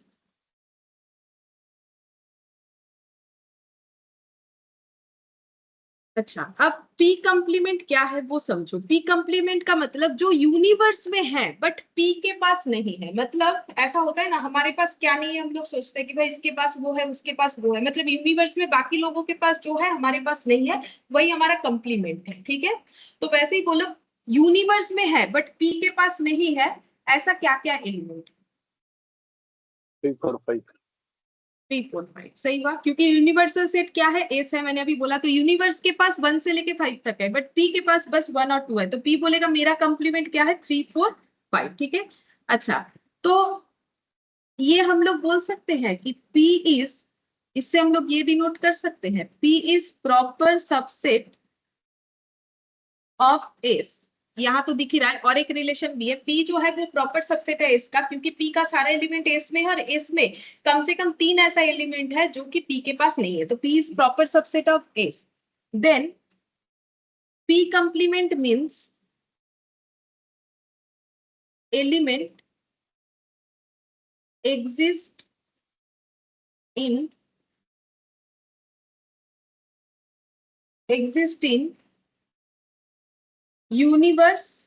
universal set but not in P। समझो क्या लिखा है मैंने। पहले तो लिखा P is proper subset of S, ये तो समझ ही गए होगे ये देख के। अगर ऐसा होता है then P complement, P complement का मतलब क्या है, वो एलिमेंट जो यूनिवर्स में है बट P के पास नहीं है। P complement means element exist in universal set but not in P। बोल रहा है यहाँ पर, ये लिखने का कारण बस इतना ही है, मैंने ये वाला पॉइंट इसीलिए लिखा। बोल रहा है अगर कोई किसी का प्रॉपर सबसेट है, बात समझो, बोल रहा है कोई अगर किसी का प्रॉपर सबसेट है तो उसका कंप्लीमेंट, ये अगर इसका प्रॉपर सबसेट है तो इसका कंप्लीमेंट के साथ उसका क्या रिलेशन हो जाएगा। यहाँ पर बोल रहा है P complement means element exist in universal set but not in P। अगर प्रॉपर सबसेट का रिलेशन भी होता है ना तो P कंप्लीमेंट का आंसर क्या आएगा, ये बता रहा है कि P कंप्लीमेंट का आंसर वही आएगा जिसके वजह से हम लोग ये यूनिवर्सल सेट को डिफाइन कर पा रहे हैं। मतलब ये देखो P कंप्लीमेंट का मतलब क्या आ गया, एस में है बट पी के पास नहीं है, और ये तीन है बोल के ही तो पी एस का प्रॉपर सबसेट है। ये तीन पी में नहीं है बोल के ही तो पी एस का प्रॉपर सबसेट है, और इसी कंडीशन के लिए पी कंप्लीमेंट आ रहा है। ये पी कंप्लीमेंट है, ठीक है। तो वही हम बता रहे हैं, अगर ये पी कंप्लीमेंट है तो फिर पी जो है वो एस का प्रॉपर सबसेट होगा ही होगा, ठीक है। क्यों, क्योंकि पी कंप्लीमेंट का मतलब पी के पास नहीं है, और पी के पास नहीं है वो सारे एलिमेंट और जो यूनिवर्स में है, इसीलिए तो पी जो है वो प्रॉपर सबसेट है इसका, ठीक है। ये चीज लिखा हुआ। अच्छा, अब नेक्स्ट हम लोग लिखेंगे order not matter in set. ये लिखो order not matter in set. Set theory में ऑर्डर मैटर नहीं करता, मतलब जैसे कि देखो set of vowels, set of vowels मैंने बोला लिख के दिखाओ, तो तुम लोगों ने मान लो रोस्टर फॉर्म यूज किया तो ऐसे लिखा A E I O U, ठीक है। अब बाई चांस लिखते लिखते तुम लोगों ने ऐसे लिख दिया AIUEO, कोई प्रॉब्लम नहीं है, ये भी जितना करेक्ट है ये भी उतना करेक्ट है, ठीक है। ऑर्डर मैटर नहीं करता है, ऐसा नहीं है कि हमें अरेंज करके लिखना है, ये सब कुछ जरूरी नहीं है, चाहो तो लिखो ना चाहो तो ना लिखो, ठीक है। फिर उसके बाद रिपीटेशन इज मीनिंगलेस, इज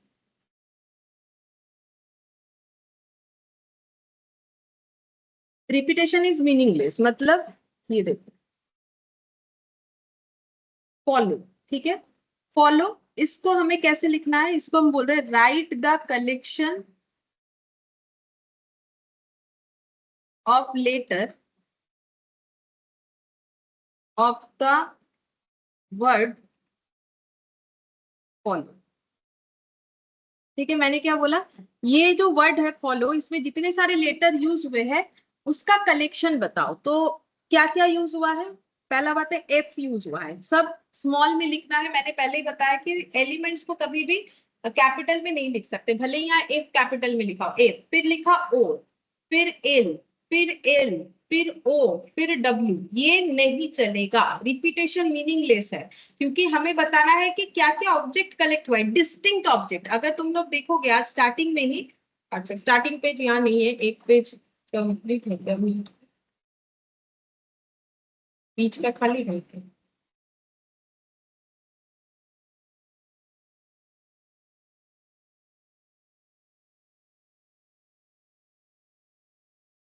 हाँ ये देखो स्टार्टिंग में लिखा था ऑब्जेक्ट्स कैसे होने चाहिए, डिस्टिंक्ट होने चाहिए, ठीक है। और अगर बाय चांस तुम लोग फॉलो में जो रिपीटेशन लेटर्स है उसका उसको लिख लेते हो तो फिर डिस्टिंक्ट कहाँ से हुआ, एल एल तो डिस्टिंक्ट नहीं हुआ, तो इस वजह से रिपीटेशन अलाउड नहीं है सेट थ्योरी में। तो हमें क्या लिखना पड़ेगा, FOL और W बस। तो कलेक्शन ऑफ लेटर्स क्या क्या हो जाएगा, 4 लेटर्स हो जाएगा, AOL और W। रिपीटेशन वगैरह कभी नहीं लिखना, ठीक है, क्योंकि डिस्टिंक्ट ऑब्जेक्ट से सेट बनता है।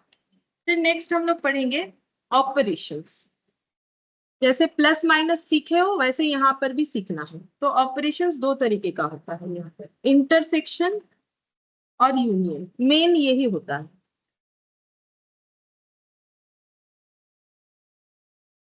यूनियन का साइन है यू के तरह, इंटरसेक्शन का साइन है उल्टा यू, ठीक है।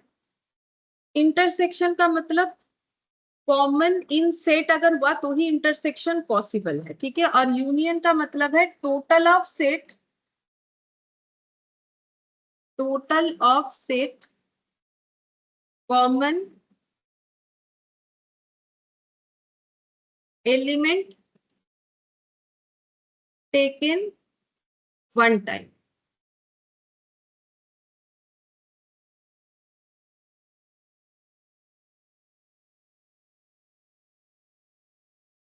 वन कॉमा टू, मैंने एग्जाम्पल लिया। अब यहाँ पर लिखा 2 3 4, ठीक है, और मैंने बोला find A intersection B and A union B, ठीक है। तो इसका आंसर क्या होगा? तो ऐसे लिख रहे हैं ए इंटरसेक्शन बी, तो क्या लिखना पड़ेगा? सिर्फ कॉमन जो है वो आइटम लिखना पड़ेगा। बोलो क्या लिखेंगे? कॉमन क्या है दोनों में? 2। हाँ, कॉमन है हम लोग का 2।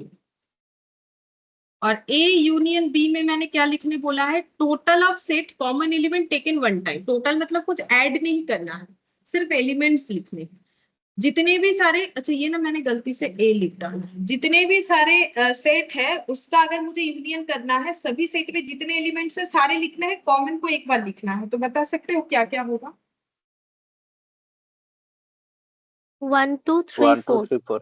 1 2 3, ठीक हुआ। 1 2 3, ठीक है, बस इतना सही है। अब एक लॉ होता है, उसका सिर्फ फॉर्मूला लिखवा देते हैं, याद रखने का कोशिश करोगे, ठीक है, हम बता देंगे कैसे याद रख सकते हैं, फिलहाल लिखवा देते हैं, ठीक है। डी मॉर्गन्स लॉ बोला जाता है। डी मॉर्गन्स लॉ में कुछ ऐसा होता है, पी यूनियन क्यू का अगर होल कंप्लीमेंट करेंगे, ठीक है, कंप्लीमेंट का मतलब मैंने बता दिया कि जो यूनिवर्सल सेट में है लेकिन पी यूनियन क्यू में नहीं है, ठीक है। अब सिंगल हुआ तो सिंगल की तरह सोचेंगे ना, जैसे पी एस में है बट पी में नहीं है। जब यूनियन दे दिया है तो यूनिवर्स यानी एस में है बट पी यूनियन क्यू में नहीं है।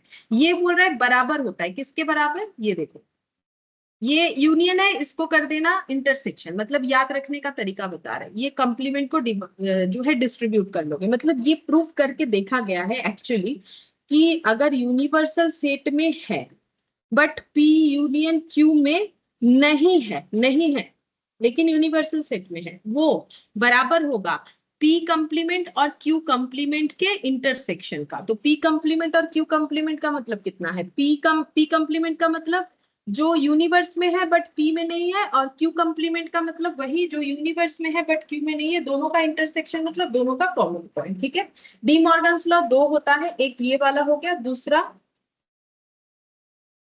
P intersection Q whole complement. इसको कैसे लिखोगे? इसके साथ कंपेयर करके देखो, वही कंप्लीमेंट डिस्ट्रीब्यूट कर दो, ये इंटरसेक्शन है तो ये यूनियन हो जाएगा। इस तरीके से याद रखना है, ठीक है, क्योंकि प्रूफ हम दिखा देंगे कैसे होता है एक एग्जांपल लेके। लेकिन बात ये है कि हमें ये चीज याद रखना है क्योंकि ये एमसीक्यू में पूछ लेता है। याद रखने का तरीका देखो, डी मॉर्गन्स लॉ कॉम्प्लीमेंट को लेके काम करता है, तो दो फॉर्मूला, एक है पी यूनियन क्यू का होल कंप्लीमेंट, एक पी इंटरसेक्शन क्यू का होल कंप्लीमेंट। फॉर्मूले को कैसे लिखना है? दोनों ही फॉर्मूले में पी कंप्लीमेंट क्यू कंप्लीमेंट कर लेना है। अब जिसमें यूनियन का होल कंप्लीमेंट था उसमें इंटरसेक्शन कर दोगे, जिसमें इंटरसेक्शन का होल कंप्लीमेंट था उसमें यूनियन कर दोगे, ठीक है, तो आंसर आ जाएगा। और इसका प्रूफ जो है हम लोग का एक्सरसाइज में जो क्वेश्चन है वहां पर हम दिखा देंगे प्रूफ करके कि ये होता है। अच्छा, अब नेक्स्ट लिखेंगे पावर सेट। पावर सेट में लिखो the collection of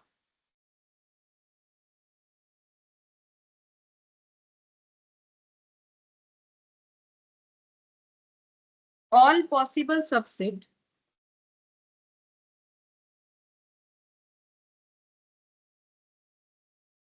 of a set denoted by P of A। Power set को P of A से डिनोट किया जाता है। पावर सेट का मतलब collection of all possible subset. ये थोड़ी देर पहले ही पढ़ा है, ये देखो यहाँ तो नहीं है, दिखाते हैं। ऑल पॉसिबल सबसेट, एक सेट का पॉसिबल सबसेट कितना सारा हो सकता है, पढ़ा ना हम लोगों ने, 2 to the power n वाला, इसको पावर सेट भी बोलते हैं, ये वाला, ठीक है, इसको पावर सेट भी बोलते हैं। फिर से लिखवा रहे इसीलिए क्योंकि पावर सेट के नाम से भी जाना जाता है, तो लिखवा रहे, ठीक है, और कुछ एक दो पॉइंट एक्स्ट्रा भी होगा। अच्छा, जैसे मैंने लिख दिया यहाँ पर, इसको थोड़ा सा अलग तरीके से प्रेजेंट करते हैं, इसीलिए जैसे मैंने लिख दिया A 1 2 3 एक सेट लिख दिया, इसका पावर सेट क्या होगा? तो P of A कुछ ऐसे लिखना पड़ेगा, सेकेंड ब्रैकेट दे दिया, तो 1 एक सबसेट होगा, देखो उसमें भी लिखा था, 2 होगा, 3 होगा, 1 2 होगा, 1 3 होगा, 2 3 और 1 2 3।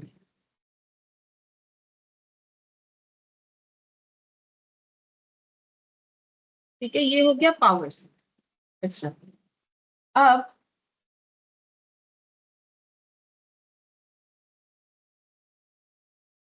एक सेकंड,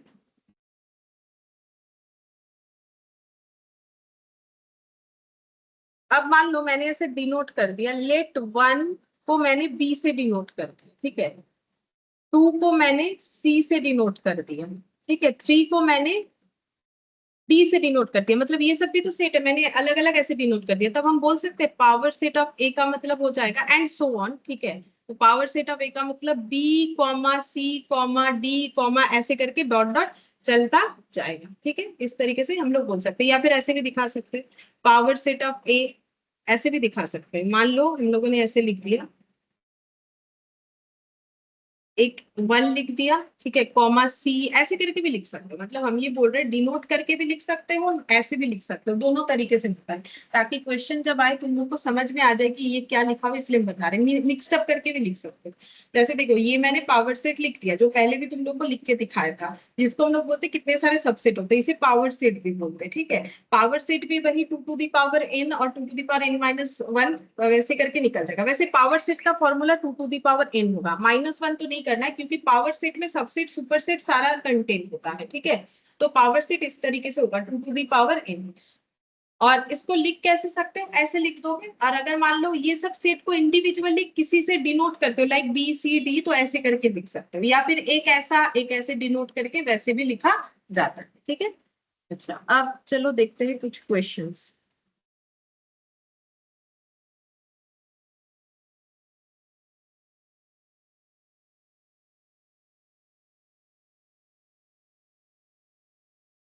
ये सब मैंने बता दिया।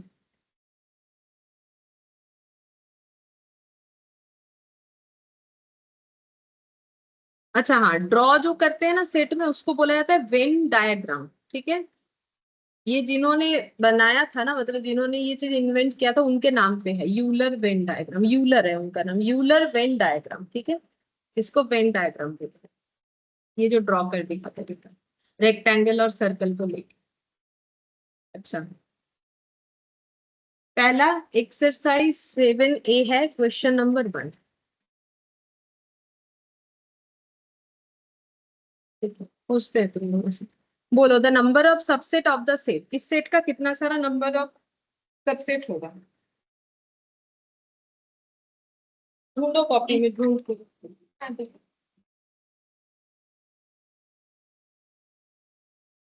सबसेट, नंबर ऑफ सबसेट सिखाया आपने अभी थोड़ी देर पहले ही बोले, power set, 8 subset. option option B 8 होगा, क्योंकि क्या होता है, number of subset 2 to the power n होता है, नंबर ऑफ एलिमेंट होता है n 2 टू दी पावर 3 यानी 8। कहाँ पर किया, ये रहा, ठीक है। किसी भी सेट का कितना सारा सबसेट होगा, 2 to the power n, n यानी नंबर ऑफ एलिमेंट्स, ये देखो टोटल सबसेट, मैंने बोला ना बहुत इंपॉर्टेंट है, इससे हमें क्वेश्चन पूछ ही लेता है, क्योंकि हमारा तो एमसीक्यू पैटर्न है ना, तो इसी के हिसाब से कुछ है। Option B. अच्छा, question number 2, the number of subset of a set containing n elements, अगर n एलिमेंट्स है किसी एक सेट में, तो उसमें कितने सारे सबसेट बन जाएंगे, 2 to the power n। अभी उसी पे तो क्वेश्चन किया, 2 टू दी पावर n। अगर ये समझ में आता है तो इसमें फर्क क्या है, इसमें बोला था 3 एलिमेंट है, इसमें बोल रहा है n एलिमेंट है, तो इसको कैलकुलेट मत करो, 2 टू दी पावर n तक रख दो, तो इसका आंसर हो गया 8। Question number 3, the null set is represented by, इन तीनों में से कौन सा नल सेट को रिप्रेजेंट कर रहा है, option A, option B, option C, या none of this. Option C. Option C. Option C correct, option C हो जाएगा, ठीक है। 5 से हम लोग नल सेट को डिनोट करते हैं, ये वाला क्या है, सेट कंटेनिंग एलिमेंट 5, ये वाला क्या है, सेट कंटेनिंग एलिमेंट 0, इसीलिए मैंने इसको सेपरेटली बताया, यहाँ भी बताया हुआ है इसमें पीडीएफ में, ठीक है। तभी हमें समझ में आएगा, अगर सेपरेटली नहीं पता चलेगा तो हम लोग आइडेंटिफाई नहीं कर पाएंगे, ठीक है। फोर्थ नंबर, ए और बी का वैल्यू दे दिया है, बोला है ए इंटरसेक्शन बी बताओ। तो ए इंटरसेक्शन बी कितना आएगा, चलो लिखते हैं, लिखने से समझ में आएगा। ठीक है, हम यहाँ लिखते हैं फोर्थ नंबर। फोर्थ नंबर में देखो ए का वैल्यू है, अच्छा ये नहीं भी लिखोगे तो हो जाएगा, चलो यहाँ से दिखाते, देखो मतलब इजी है इसलिए। ये देखो ए में है 2357, बी में है 4618, ए इंटरसेक्शन बी कितना होगा पहले ये बोलो। इंटरसेक्शन, हाँ 5, ठीक है, क्योंकि इंटरसेक्शन में कुछ भी कॉमन नहीं आ रहा है। ठीक है, तो कॉमन नहीं आ रहा है तो नल सेट बनेगा, तो कौन सा आंसर होगा फोर्थ का, ए बी सी या फिर none of this. Option B. Option B, fourth का बी, तो भूल होएगा।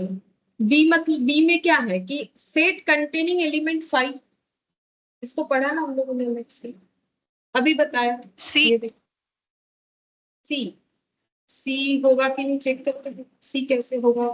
पहले मुझे ये तो बताओ ए इंटरसेक्शन बी का वैल्यू कितना है। वैल्यू 5। 5 तो দুটোতে नहीं, কমন হলে তবে তো হবে इंटरसेक्शन, इंटरसेक्शन का वैल्यू कितना है। अच्छा 5 বলছো, হ্যাঁ মানে 5 ম্যাম। হ্যাঁ 5 মানে এইটা, তাই তো। হ্যাঁ। ठीक है, तो फिर कौन सा आंसर है। ऑप्शन ए। हाँ, ये कैसे होगा, ए यूनियन बी कितना होगा बोलो, ये आंसर जो बता रहे हो ए यूनियन बी कितना होगा पहले ये बोलो। यूनियन मतलब सारे सेट्स के वैल्यूज को लिखना है और जो कॉमन एलिमेंट है उसको एक ही बार लिखना है। अगर ए यूनियन बी लिख भी लेते हो तो बोलो चलो ये क्यों होगा, ये मुझे नहीं समझ में आ रहा है, ये क्यों होगा, बोलो क्या होगा ए यूनियन बी, आंसर बोलो ए यूनियन बी क्या लिखेंगे, अगर लिखते हैं तो देख लो क्यों नहीं होगा, इसीलिए दिखा रहे हैं। 2 3 4 5 7 8 10। 2 3 4 5 7 8 और 10 सारे एलिमेंट्स को लिखना है, रिपीट एलिमेंट को एक ही बार लिखना है। ठीक है, 2 3 4 5 7 8 10 रिपीट एलिमेंट को एक ही बार लिखना है, जो कि इसमें था ही नहीं। अब मुझे निकालना है ए यूनियन बी का होल कंप्लीमेंट, तो होल कंप्लीमेंट निकालने के लिए मुझे यूनिवर्सल सेट तो चाहिए, कि यूनिवर्सल सेट में जो है बट इसके पास नहीं है, बट क्वेश्चन में तो यूनिवर्सल सेट है ही नहीं, तो कैसे पॉसिबल। और ये तो बनेगा नहीं, ये तो सीधा सीधा आंसर आ रहा है 5, मतलब ऑप्शन ए होगा फोर्थ का, ये ऐसे बनेगा ऑप्शन ए। ठीक है, अच्छा फिफ्थ नंबर,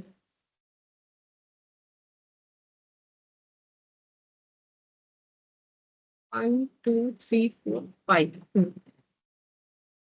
बोल रहा है the set x such that 0 less than x less than 5 represent the set when x may take integral values। ठीक है, तो यहाँ पर बोला है कि हमें एक सेट ऐसा बना के देना है जिसमें x का वैल्यू होगा, और x का वैल्यू का रेंज बता दिए कहां से कहां बिलोंग करेगा। बोल रहे हैं x का वैल्यू 5 से कम और 0 से ज्यादा होगा, इसका मतलब वही होता है 0 less than x and x less than 5, मतलब x का वैल्यू 0 से ज्यादा 5 से कम, मतलब क्या क्या हो सकता है पहले ये बताओ, x का वैल्यू इसके हिसाब से क्या क्या हो सकता है।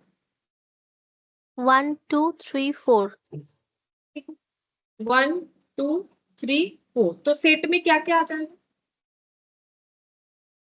सेट को कुछ भी डिनोट करो। तो बोला है देखो, बोला है एक सेट बनेगा इससे जो कि एक सारे इंटीजर होंगे, सभी इंटीजर ही तो निकल के आए, तो सभी आ जाएगा इसमें, तो कौन सा आंसर।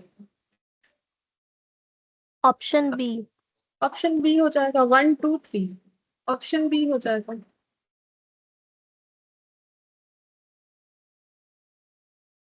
फिफ्थ नंबर का ऑप्शन सी का सी, ये 5 लिखा हुआ है, हम अपना हैंड राइटिंग खुद नहीं समझ।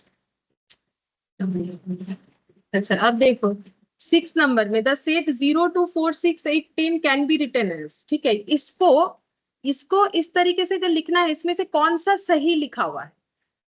ये एक सेट है जिसमें 0 2 4 6 8 10 इस तरीके का एलिमेंट जो है दिख रहा है, अब इसमें से कौन सा इसको सूट कर रहा है, कौन सा सूट कर रहा है या फिर कोई भी सूट नहीं कर रहा है। तो क्या लिखा हुआ है, जैसे हम एक बताते हैं, ऑप्शन ए का देखो लिखा हुआ है 2x such that 0 less than x less than 5, तो 0 less than x less than 5 का मतलब x का वैल्यू क्या हो जाएगा, अभी अभी क्या था 1 2 3 4 हो जाएगा। ठीक है, तो अगर x का वैल्यू 1 2 3 4 है, तो 2x का वैल्यू क्या क्या आएगा, 2 इंटू 1 2, 2 इंटू 2 4, 2 इंटू 3 6, 4 इंटू 2 8 हो जाएगा। तो 2 4 6 8, बट यहाँ पर तो 2 4 6 8 नहीं है, 0 और 10 भी तो है जो इसमें कवर नहीं हुआ, यानी ऑप्शन ए नहीं होगा। इस तरीके से देखना पड़ेगा। अब ऐसे देख के बोलो बी होगा, सी होगा, या फिर नन ऑफ दिस होगा। हम वेट कर रहे हैं, बोलो। मैम सी। सी, अच्छा चलो देख लेते हैं सी होगा कि नहीं। सी ठीक है, तो देखो सी में बोला है 0 less than equal x less than equal 5, मतलब x का वैल्यू क्या क्या हो जाएगा बोलो तो 0 1 2 3 4 5, क्योंकि इक्वल आ गया था। अब 2x क्या हो जाएगा, 2 into 0 0, 2 into 1 2, 2 into 2 4, 2 into 3 6, 2 into 4 8, 2 into 5 10, तो 0 2 4 6 8 10 सही है। तो इसका मतलब आंसर क्या हो जाएगा, सी। सी ठीक है, आंसर सी हो जाएगा। ये सब देखो, इसका ना कुछ रूल्स नहीं है, मतलब ये कोई उस तरीके का फॉर्मूला बेस्ड चैप्टर नहीं है, हमें समझ के ही करना पड़ेगा। 6 का आंसर सी हो गया। सेवेंथ नंबर में देखो, 7 से 10 तक हमें क्या करना है, अलग अलग इस तरीके का आंसर देते जाना है। ठीक है, चलो बोल रहा है P का वैल्यू इतना है, Q का वैल्यू इतना है, एस इतना है, यूनिवर्सल सेट। बोल रहा है cardinal number of P intersection Q। ठीक है, तो सबसे पहले मुझे P इंटरसेक्शन Q क्या होगा ये बताओ।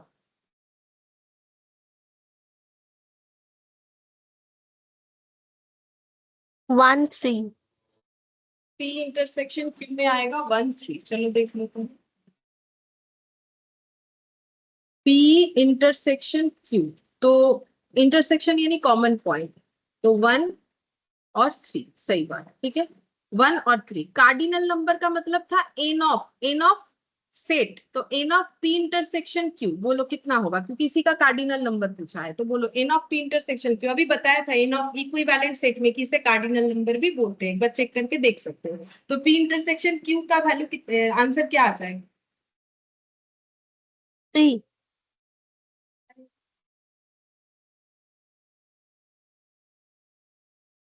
कार्डिनल नंबर देखे ना एक बार, कार्डिनल नंबर चेक करो कॉपी में क्या लिखा था, कहाँ लिखा है, इक्विवेलेंट सेट के वहां पर। एन मतलब number of elements in P intersection Q, बताओ।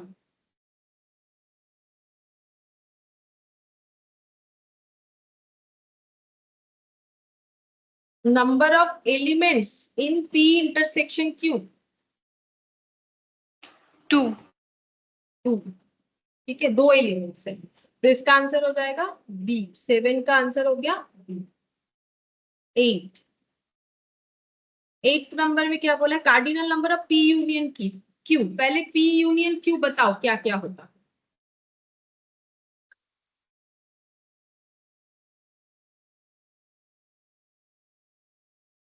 1 3 1 3 1 3 नहीं, ऐसा कुछ नहीं है। अभी तो करवाया, 2 मिनट में नहीं हुआ। पी यूनियन Q बोलो। 1 2 3 5 7 10 15 and 6। 5 6 7 10 15 ठीक है। अच्छा, अगर ऐसे अरेंज करने में दिक्कत है तो ऐसा नहीं लिख के ऐसे लिखो 1 2 3 5 7, जो पहले मिल गया, फिर 1 दिख रहा है मत लिखो, 3 लिखा हुआ है मत लिखो, 6 लिख दो, 10 लिख दो, 15 लिख दो, तो फिर शायद ना छूटे। और अरेंज करते हुए लिखने में थोड़ा सा हमें ज्यादा ध्यान देना पड़ता है, बाकी लिख सकते हो तो अरेंज करके भी लिखो, कोई दिक्कत नहीं। तो यहाँ पर हो गया मेरा P यूनियन Q। ठीक है, अब N of P union Q cardinal number अभी फिर से बताया था, तो बोलो क्या होगा, N of P union Q कितना होगा। 8 m.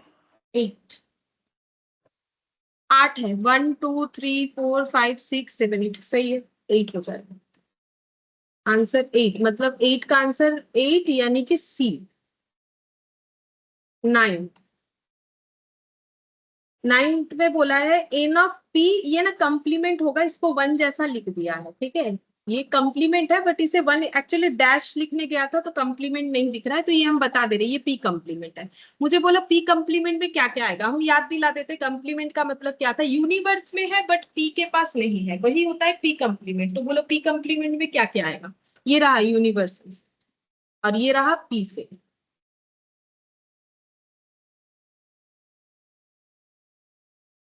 4 6 8 9 10 11 12 13 14 15। हाँ मतलब 1 2 3 5 7, 1 2 3 5 और 7, इसके अलावा बाकी सब 4 6 8 से लेके सब 4 6 8 9 10 11 12 13 14 15, ठीक है। अब पूछा है एन ऑफ पी कंप्लीमेंट, बताओ कितना है। कार्डिनल नंबर मतलब नंबर ऑफ एलिमेंट्स कितने, 10। 10 हो रहा है तो 10 होगा, ठीक है काउंट करके देख लो 10 हुआ है ना, 1 2 3 4 5, हाँ 10 है, सही बात, तो ऑप्शन ए हो जाए, 9 का ऑप्शन ए हो जाए। 10, 10th नंबर बोल रहा है कि एन ऑफ क्यू कंप्लीमेंट, तो पहले तो क्यू कंप्लीमेंट निकालो तभी ना पता चलेगा क्यू कंप्लीमेंट में क्या क्या आएगा, बोलो। यूनिवर्स में है बट क्यू के पास नहीं है। 2 4 5 2 4 5 7 8 9 11 12 13 14। तो फिर एन ऑफ कितना हो जाएगा, एन ऑफ क्यू कंप्लीमेंट, सही बात, एन ऑफ क्यू कंप्लीमेंट बता दो कितना। 10। 10 10 यानी बी, ऑप्शन बी, मतलब आंसर 10 यानी ऑप्शन, 10th का आंसर 10 यानी ऑप्शन बी। अच्छा 11, 11th नंबर में देखो क्या बोला है, बोल रहा है set of cubes of natural number. अगर हम लोग नेचुरल नंबर्स जितना सारा होगा उसका क्यूब करके सेट बनाए तो क्या वो फाइनाइट सेट होगा, इनफाइनाइट होगा, नल सेट होगा या नन ऑफ दिस।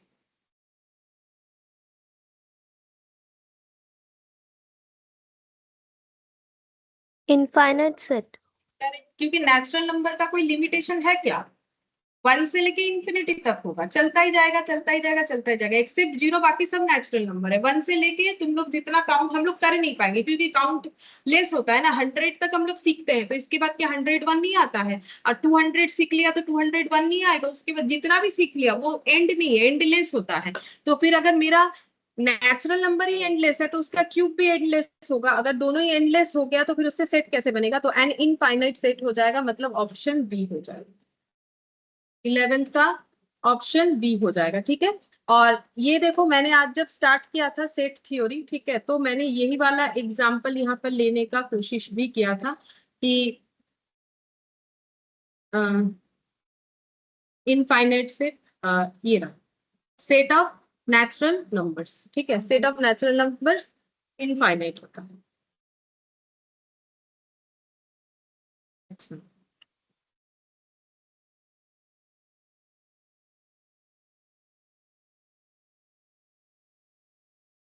अब बोल रहा है कि the set 2 to the power x, जो सेट बनेगा वो 2 टू द पावर एक्स करके बनेगा, बट एक्स का वैल्यू क्या है, बोल रहा है x any positive rational number, x कोई भी पॉजिटिव रैशनल नंबर हो सकता है, ठीक है। तो बोलो मेरा उस पॉजिटिव रैशनल नंबर्स क्या फाइनाइट है कि इनफाइनाइट, अगर पॉजिटिव रैशनल नंबर काउंटेबल है मतलब हम लोग काउंट कर सकते हैं भाई इतना से इतना है तो फिर मेरा सेट फाइनाइट होगा, अगर नहीं कर सकते इनफाइनाइट होगा, और पॉजिटिव रैशनल नंबर्स अगर कुछ होता ही नहीं है तो फिर नल सेट होगा, बोलो क्या आंसर।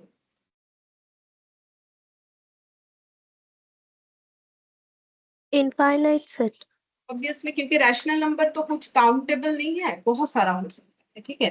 कोई भी रैशनल नंबर हम लोग बना सकते हैं, पी बाई क्यू फॉर्म में जो भी नंबर बनता है वो रैशनल नंबर हो गया, ठीक है, जिसको पी बाई क्यू फॉर्म में डिफाइन कर सकते हैं। 100 को भी हम लोग रैशनल बोल सकते हैं, 100/1, तो ऐसे रैशनल नंबर तो काउंटेबल है नहीं, तो अगर वो रैशनल नंबर भी ही काउंटेबल नहीं है, पॉजिटिव रैशनल नंबर्स अगर काउंटेबल नहीं है तो उससे जो सेट बनेगा 2 to the power rational number करके जो सेट बनेगा वो भी अनकाउंटेबल होगा, मतलब इनफाइनाइट होगा, तो 12 का ऑप्शन ए हो जाएगा। 13, 1 -1 whole to the power x for all integral x is the set, ठीक है, ये बता दें, ऐसे लिखा हुआ है 1 -1 whole to the power x, ठीक है।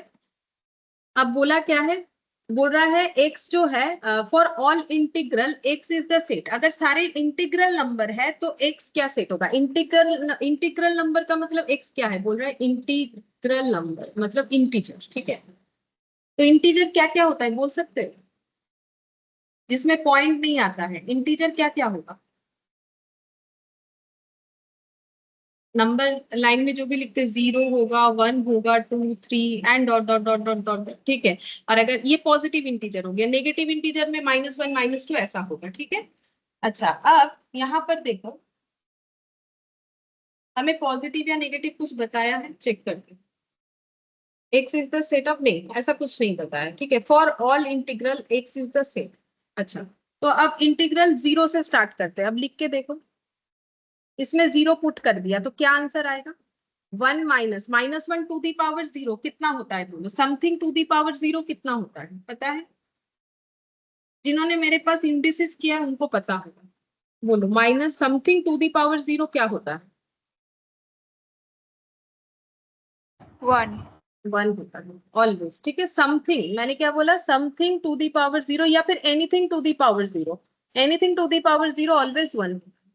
तो 1 -1 कितना हो गया? 0 हो गया, ठीक है। अच्छा, अब और एक इंटीजर लेते हैं। 1 ले लिया टू दी पावर, ठीक है। तो यहाँ पर 1 -1 टू दी पावर 1 का मतलब कितना होगा? -1 ही होगा। तो 1 माइनस माइनस में +1, तो ये हो गया 2, ठीक है। अच्छा, अब 2 लेके देख लो। -1 का स्क्वायर कितना होगा? +1 होगा। तो यहाँ पर आंसर कितना आ गया? 1 -1, ये हो गया 0, ठीक है। अच्छा, अब 3 लेके देखो।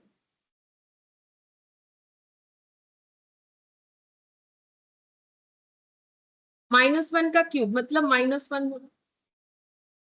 1 + 1 यानी 2 हो गया। मतलब अगर ध्यान से देखोगे तो क्या हो रहा है पता है? जब मेरा x का वैल्यू, इवन है, तब मेरा आंसर आ रहा है 0। और जब जब मेरा x का वैल्यू ऑड है, तब मेरा आंसर आ रहा है 2। देख लो, x का वैल्यू जब मैंने 1 लिया तो आंसर 2 आया, 3 लिया तो आंसर 2 आया। x का वैल्यू जब मैंने 0 या 2 लिया, आप 4 लेके भी देख सकते हो, आंसर 0 आएगा। मतलब ये समझ में आ रहा है कि मेरा जो भी वैल्यू x का हम लोग क्यों ना यूज करें, मेरा आंसर क्या आएगा? ऑलवेज 0 और 2 ही आएगा। तो यहाँ पर वही पूछा है कि 1 -1 whole to the power x for all integral x is the set. x ऐसा एक सेट बनेगा जिसमें 2 ही एलिमेंट आ सकता है, 0, 2, यानी ऑप्शन सी, ठीक है।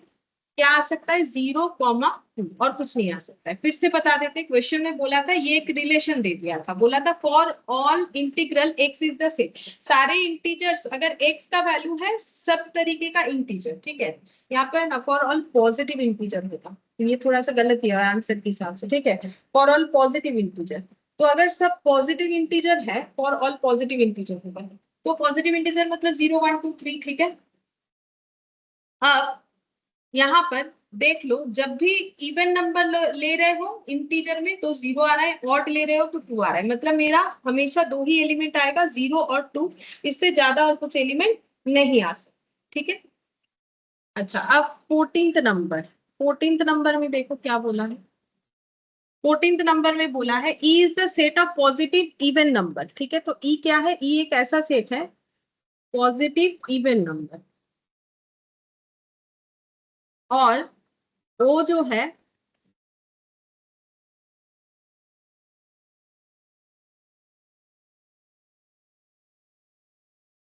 वो जो है बोला है, वो is the set of positive odd number. Positive odd number, वो is the set of positive odd number.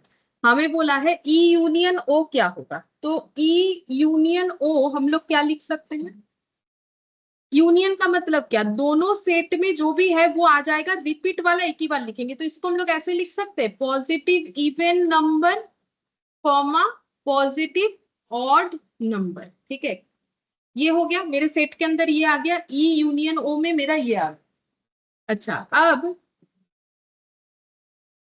इसका आंसर क्या होगा? ये जो बना, ये जो हुआ, इसका आंसर क्या होगा? ये क्या बन गया? Set of whole number, set of N यानी natural number, set of rational number, none of this. बोलो कौन सा आंसर होगा? ये जो बन रहा है, ये क्या बना है? इवन नंबर, पॉजिटिव और इवन और ऑड, ये दोनों मिला के जो सेट बनता है उसे हम लोग क्या बोल सकते हैं? बोलो, बचपन में नंबर सिस्टम जो पढ़े हो वहां पर इवन ऑड पता है ना? इवन का मतलब जो नंबर डिवाइडेड टू करेंगे तो जिसमें कुछ और बचेगा नहीं, फुल्ली डिविजिबल बाय 2, और ऑड मतलब फुल्ली डिविजिबल बाय 2 नहीं होगा। अगर ये दोनों तरीके का नंबर का सेट बन रहा है तो उस सेट को हम लोग क्या बोल सकते हैं? होल नंबर का सेट, नेचुरल नंबर का सेट, रैशनल नंबर का सेट, नन ऑफ दिस। बता सकते हो कोई भी idea? Set of whole numbers. थोड़ा सा गलत हो जा रहा है, सेट ऑफ होल नंबर्स नहीं होगा।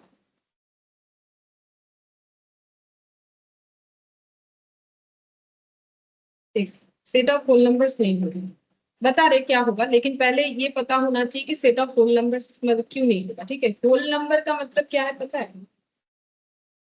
होल नंबर का मतलब देखो, कोई भी पॉजिटिव नंबर, ठीक है, जिसमें फ्रैक्शन या डेसिमल नहीं होगा। देखो होल नंबर का मतलब, होल नंबर का मतलब क्या होता है? Any positive number that does not include a fraction, fractional part और डेसिमल। ठीक है, क्यों बोलो तो?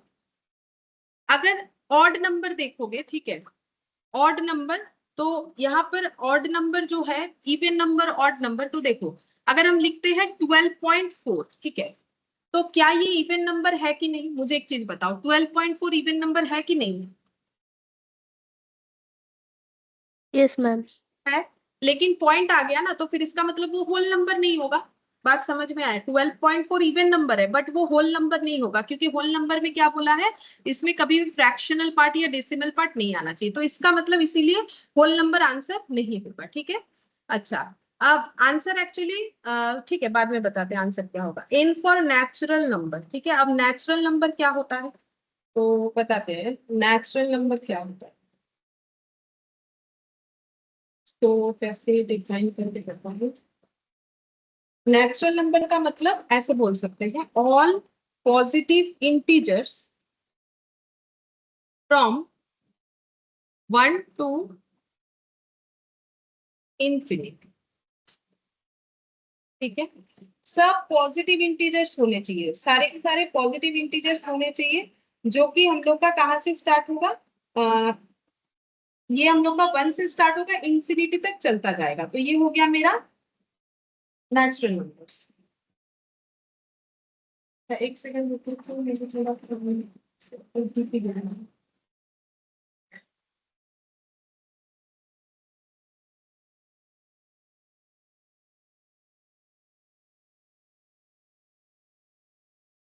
व्हाट्सएप।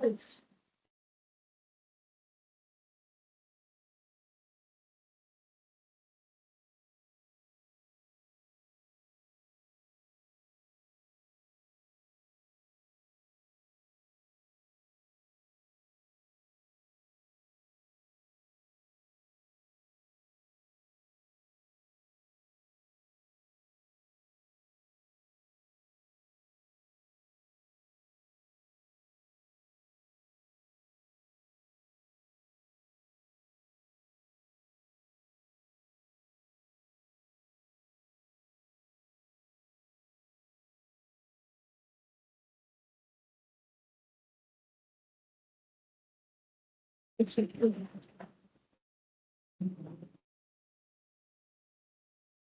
देखो, सेट ऑफ नेचुरल नंबर्स जो हम लोग पढ़ रहे थे, सेट ऑफ नेचुरल नंबर्स का मतलब हो जाएगा कि ऑल पॉजिटिव नंबर्स 1 2 3 4 एंड इस तरीके से चलेगा। ठीक है, और इसके बाद क्या है, एक पॉइंट था नेचुरल नंबर के बाद रैशनल नंबर। ठीक है, तो रैशनल नंबर में क्या होगा, रैशनल नंबर का मतलब जिसको हम लोग पी बाय क्यू में डिफाइन कर सकते हैं। ठीक है, तो पी बाय क्यू, अगर इवन नंबर में पी बाय क्यू में क्यू हमेशा ऐसा होना चाहिए कि डिवाइड करने के बाद एक मतलब हमारा वैल्यू जो है वो फ्रैक्शन में नहीं आना चाहिए। ठीक है, तो फिर पॉजिटिव इवन और पॉजिटिव ऑड नंबर, ठीक है, पॉजिटिव इवन और पॉजिटिव ऑड नंबर बोला है ना, तो ऑड नंबर का मतलब क्या, जो 2 से डिवाइड होगा तो उसमें क्या होगा, पॉइंट आ जाएगा, ठीक है। तो इसमें तो बोल रहा है होल नंबर में डेसिमल इंक्लूड नहीं होना चाहिए, इसलिए ऑप्शन ए हम लोग का आंसर नहीं होगा। अच्छा, ऑप्शन सी जो है, क्योंकि डी तो rational, sorry none of this है, ऑप्शन सी में बोला है रैशनल नंबर। चलो रैशनल नंबर को और थोड़ा सा बता देते हैं, रैशनल नंबर का मतलब क्या होता है। रैशनल नंबर, रैशनल नंबर का मतलब होता है जिस नंबर को हम लोग एज ए फ्रैक्शन, ठीक है, पी बाय क्यू का मतलब एज ए फ्रैक्शन डिफाइन कर सकते हैं, as a fraction of two integers, ठीक है, as a fraction of two integers, जहां पर q नॉट इक्वल टू क्या होना चाहिए, 0 होना चाहिए, ठीक है। तो ये हो जाएगा। अच्छा, तो अब हम लोगों को अगर ये दोनों अगर हम लोग ऐड कर देते हैं तो जो हमारा नंबर मिलेगा वो क्या होगा, तो होल नंबर तो नहीं होगा, सेट ऑफ रैशनल और बचा नेचुरल नंबर, ठीक है। तो सेट ऑफ रैशनल नंबर्स का मतलब ये हो गया कि ऐसे नंबर्स